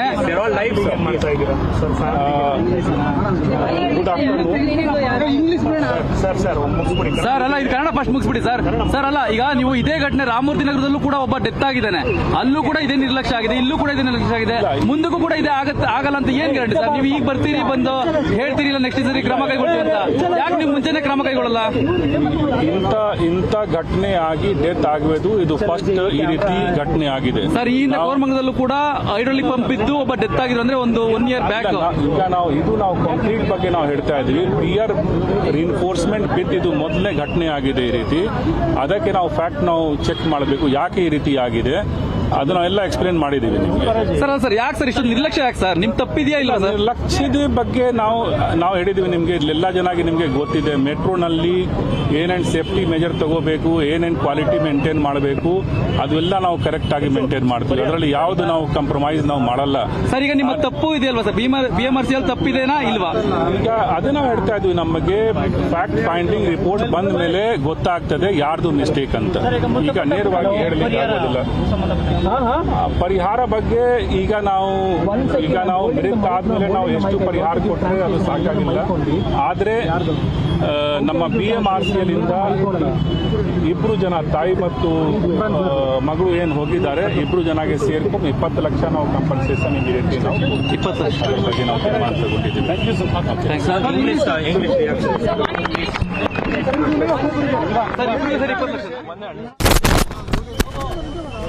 Very good afternoon. Today morning, a very unfortunate incident has happened near Nagwara at 10:30, where the reinforcement was completed for an 18-meter pillar, and that pillar fell on the road, and one family was traveling on the scooter, husband, wife and 2 children. So the injury happened to the mother and the daughter. They were immediately moved to the hospital. But unfortunately, after reaching hospital, they tried their level best to save them. But unfortunately, both of them has expired. It's a very unfortunate incident. And in BMRCL, this kind of incident has happened for the first time. As per my discussion with my technical people, all precautions were taken. In spite of that, this has happened. So we have to go into the detailed investigation why this kinds of incident has happened. Because whenever we do this kind of reinforcement, we tie the iron rope on 4 sides. We tie the iron rope so that there is absolutely no movement of the reinforcement. But in this case, one of the wire has broken. Now, why that wire broke, what went wrong, for that reason I am calling the team from the Indian Institute of Science. With their help and with my help, my people will try to find out that what exactly went wrong, whether it was a manual error or was it something technically went wrong, and whosoever is responsible as far as the manual mistake is concerned, we will take a strict possible action against those people. And in future, for the taller pillar like this, 18 meter, 20 meter, we will discuss with our technical team that to avoid these kinds of incident in the future. First time it has happened, I told you. So till now we are doing this method only. We were doing everything was going on fine, but this incident has happened. So we have to revisit on the drawing table that what are the other way of doing it, the pillar, so that in future this kind of incident does not happen. So the supporting structure, we want to know about the supporting structure here, because it does not seem to be stable on the outlook as well. And even the height of the pillar is so high that even the height of the supporting structure could also have been increased now. That's something that, see, what you are seeing is basically the scaffolding. The main reinforcement which is going up, that is held from 4 sides by the rope. Yeah. And after once the reinforcement is completed, the scaffolding is taken out. So the work of removing the scaffolding was going on. And after that, the next stage is that we put the shutter, that is the steel shutter. And by the side of the steel shutter, another reinforcement is given. So this has happened at the stage of removing the scaffolding which was done. But the actual load of the reinforcement, it comes on the 4 wire which is tied on the corner. One wire has broken. Why that snag has happened, that we have to find. find out. Okay, will there be a re-inspection along the entire stretch as well? Because this is not the only pillar here. There are many other pillars. So will there be a re-inspection, a re-survey? See, that's what I'm telling, that as far as the quality part is concerned, there are three level of quality check in Bangalore Metro construction work. The first, the team which checks the quality is the contractor himself. And after that, the BMRCL team, it comes for the quality testing. And after that, there is a third-party agency who does the quality testing. And before a starting of the operation, it is again done by a very higher level authority from the railway. So as far as the quality of the construction is concerned, I can tell you that we follow the highest possible standard of quality. So till now, we have not received any complaint as far as the quality of the work is concerned. This incident which has happened, it has happened either because of the manual error while handling the thing, or some technical issue might have arisen. But as far as the quality is concerned, I can guarantee you in Bangalore Metro, we give the best quality possible. There is no compromise. Compensation, sir? Compensation, that's what I was telling to my colleague from the Kannada media, that both together, mother and girl together, from BMRCL will give 20 lakh rupees as compensation. But again, I am telling that compensation is not what is like going to heal the pain of that family. The entire BMRCL is in pain with the family, and we are really hurt because of this incident. The family members. I went to the hospital, and husband has taken the body has gone to Dr. Ambedkar Medical College for the postmortem. So I could not meet the husband, but definitely we will meet the family, and whatever is the support that is required. We are really hurt because of this incident. Anjum sir, have you met the family members? I went to the hospital, and husband has taken the body has gone to Dr. Ambedkar Medical College for the postmortem. So I could not meet the husband, but definitely we'll meet the family, and whatever is the support that is required by the family, we are there to support them. Sir, why are you seeking IIC's help, sir? See, if I do the report, there will be always a doubt about the report, that I have done an internal report and we have fabricated that report. So to avoid that possibility, we want a reputed agency who can come and give their input, so that the report will be perfect and nobody can question that report. So the opposition is saying because the 40% commission is being demanded from contractors, they are compromising on the quality or standard of the work. I told you in the beginning. It is not a question of structure, everything. See, I told you in the beginning, as far as the quality is concerned, in BMRCL you can ask anybody in Bangalore, the quality is very high standard. We don't compromise anything on the quality. So the opposition, the DK Shivkumar, the party president himself has said, going to issue the notice to the contractor. Already notice is getting ready. By evening, the notice will be issued to the contractor. Will his license or anything be cancelled now? What are the steps that will be taken against the contractor? That's what I'm telling. Once the technical report comes, we'll come to know that what exactly went wrong, who is at wrong, and then accordingly the action will be taken. How soon can we expect this, Anjum sir? We will try to wrap up as quickly as possible, because this one incident which is very unfortunate, and we don't want to keep it open for a very long time. So you have 20 lakhs is a high standard, but can you tell us what's caused Yeah, this? both mother and It is contradictory. together we are saying 20 lakh Will the rupees. contractor again be paying any compensation? That we will discuss separately, but from BMRCL I am giving 20 lakh rupees. As per the contract agreement, whatever is there, that will be automatically, it will come. And will you take care of expenses of injured? Definitely, like whatever is the expenses is coming in future also, whatever the support required by the family, that all the support will be provided from the BMRCL. Sir, as per Thank the you. letter of authorization from Metro, how many elevated stations were there given? The contract? Station number exactly I don't remember right now, but Earlier a lot. in 2021, you all said 21. Did that change? This package 8 numbers. 8 number. In this package, there is 8 metro stations which are coming. Thank you. Also, because this has collapsed now, will you all be in this particular phase? Will you all be, testing for the structural stability? See, structural stability, as I told you, those checks are perfectly fine. This is the collapse of the reinforcement structure. So we have to see that what is the additional precautions which is required to be taken, or the technology, the method of construction has to be changed so that this kind of incident does not happen in the future. So unfortunately, earlier incidents, we have reported several workers, your own workers, dying at the metro construction site. Today it is a common man. How are you, assuring the people here that it won't happen? I told you that as per the protocol, we take all the safety measures. In spite of that, this incident has happened. We'll find out why this kind of incident has happened. What safety measure are you taking up? Can you tell us two? Like here only, I told you that the 4 steel wires, ropes are tied up from 4 sides to make it stable. That is the standard protocol which is taken up in every kind of pillar structure, whether it is a metro structure or whether it is a flyover.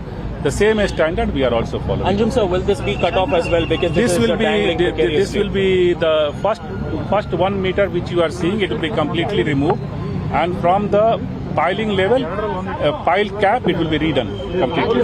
Thank you. For 2 days we are stopping. We are trying to find out. Okay, after that it will start. Sir, has the chief minister taken in stock of the situation? Have he called you? Did he speak to you? No, all the people have been briefed. Okay, all the people, CM personally talked to me, and we briefed him what has gone wrong, and he is kept informed about all the things. Okay, thank you, Anjum sir. Thank you.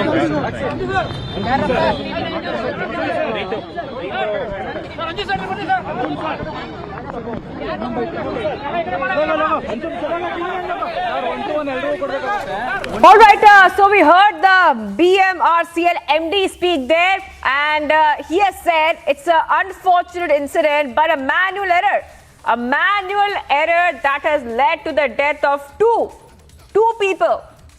Now remember, a metro pillar that was under construction collapsed in Bengaluru's outer ring. The collapse has resulted in the death of a mother and son duo who were traveling on a bike. And viewers, the BMRCL MD saying that precautions were taken, and now even going ahead and saying that the buck, he's passing the buck to the IISC viewers. So viewers, right now we heard that statement come out where he's also saying that 20 lakhs will be given. He's also saying that all safety measures were taken. But the question is, if all safety measures were taken, why is he saying it's a manual error? Why is he saying that this is the first incident? But in such a first incident, quote unquote, 2 people, a mother and a small child, just 2.5 years old, just 2.5 years old, have lost their lives in this case of civic apathy coming in. Remember that Republic has learned that there were 4 people on that bike. The mother and son who died in the horrific incident were the pillion riders. They suffered grievous injuries and were shifted to the hospital, but they succumbed to their injuries. And we heard the BMRCL MD saying that all safety measures were taken. Let's play out that bite once more of the BMRCL MD. ಬಂದ ಮೇಲೆ ಗೊತ್ತಾಗ್ತದೆ. Manual mistake ಇಂದ ಆಗಿದ್ರೆ ಯಾರು ಇದಕ್ಕೆ responsible ಇದ್ದಾರೆ, ಖಂಡಿತ ಅವರ ಮೇಲೆ ನಾವು ಆ್ಯಕ್ಷನ್ ತಗೊಳ್ತೀವಿ. ಈಗ ಕೆಲವು ಜನ ಕಂಪನ್ಸೇಷನ್ ಬಗ್ಗೆ ಪ್ರಶ್ನೆ ಕೇಳಿದರು. ನಮ್ಮ ಮೆಟ್ರೋ ಇಂದ 2 ಜನ ಸೇರ್ಕೊಂಡು, ತಾಯಿ ಮತ್ತು ಮಗಳು ಏನಿದ್ದಾರೆ ಅವರ 2 ಜನಗೆ ಸೇರ್ಕೊಂಡು ಆ ಫ್ಯಾಮಿಲಿಗೆ 20 ಲಕ್ಷ ಕಂಪನ್ಸೇಷನ್ ಕೊಡಲಿಕ್ಕೆ ನಾವು ವ್ಯವಸ್ಥೆ ಮಾಡ್ತೀವಿ. ಕಾಂಟ್ರಾಕ್ಟರ್ NCC ಅಂತ ಇದ್ದಾರೆ, NCC ಕಾಂಟ್ರಾಕ್ಟರ್ ಇದ್ದಾರೆ. ನೋಟಿಸ್ ಹಾಕಿದ್ದೀರಾ, ಬ್ಲ್ಯಾಕ್ ಲಿಸ್ಟ್ ಮಾಡ್ತೀರಾ, ಏನು ಸರ್ ನೆಕ್ಸ್ಟ್? ಇಲ್ಲ, ಅದನ್ನು ಹೇಳಿದ್ದೀವಿ. ಈಗ ನಮಗೆ ಕಂಪ್ಲೀಟ್ ರಿಪೋರ್ಟ್ ಬಂದ ಮೇಲೆ ಏನಾದರೂ ಹೇಳಲಿಕ್ಕೆ ಆಗ್ತದೆ. ರಿಪೋರ್ಟ್ ಇಂಟರ್ನಲ್ ಅಥವಾ ಎಕ್ಸ್ಟರ್ನಲ್ ಸರ್ ರಿಪೋರ್ಟ್? ಅದಕ್ಕೆ ನಾವು ಹೇಳಿದ್ವಿ, ಇಂಡಿಯನ್ ಇನ್ಸ್ಟಿಟ್ಯೂಟ್ ಆಫ್ ಸೈನ್ಸ್ಗೆ ನಾವು ಹೇಳ್ತೀವಿ, ಅವರು ಬಂದು ಇನ್ಸ್ಪೆಕ್ಷನ್ ಮಾಡಿ ರಿಪೋರ್ಟ್ ಕೊಡ್ತೀವಿ.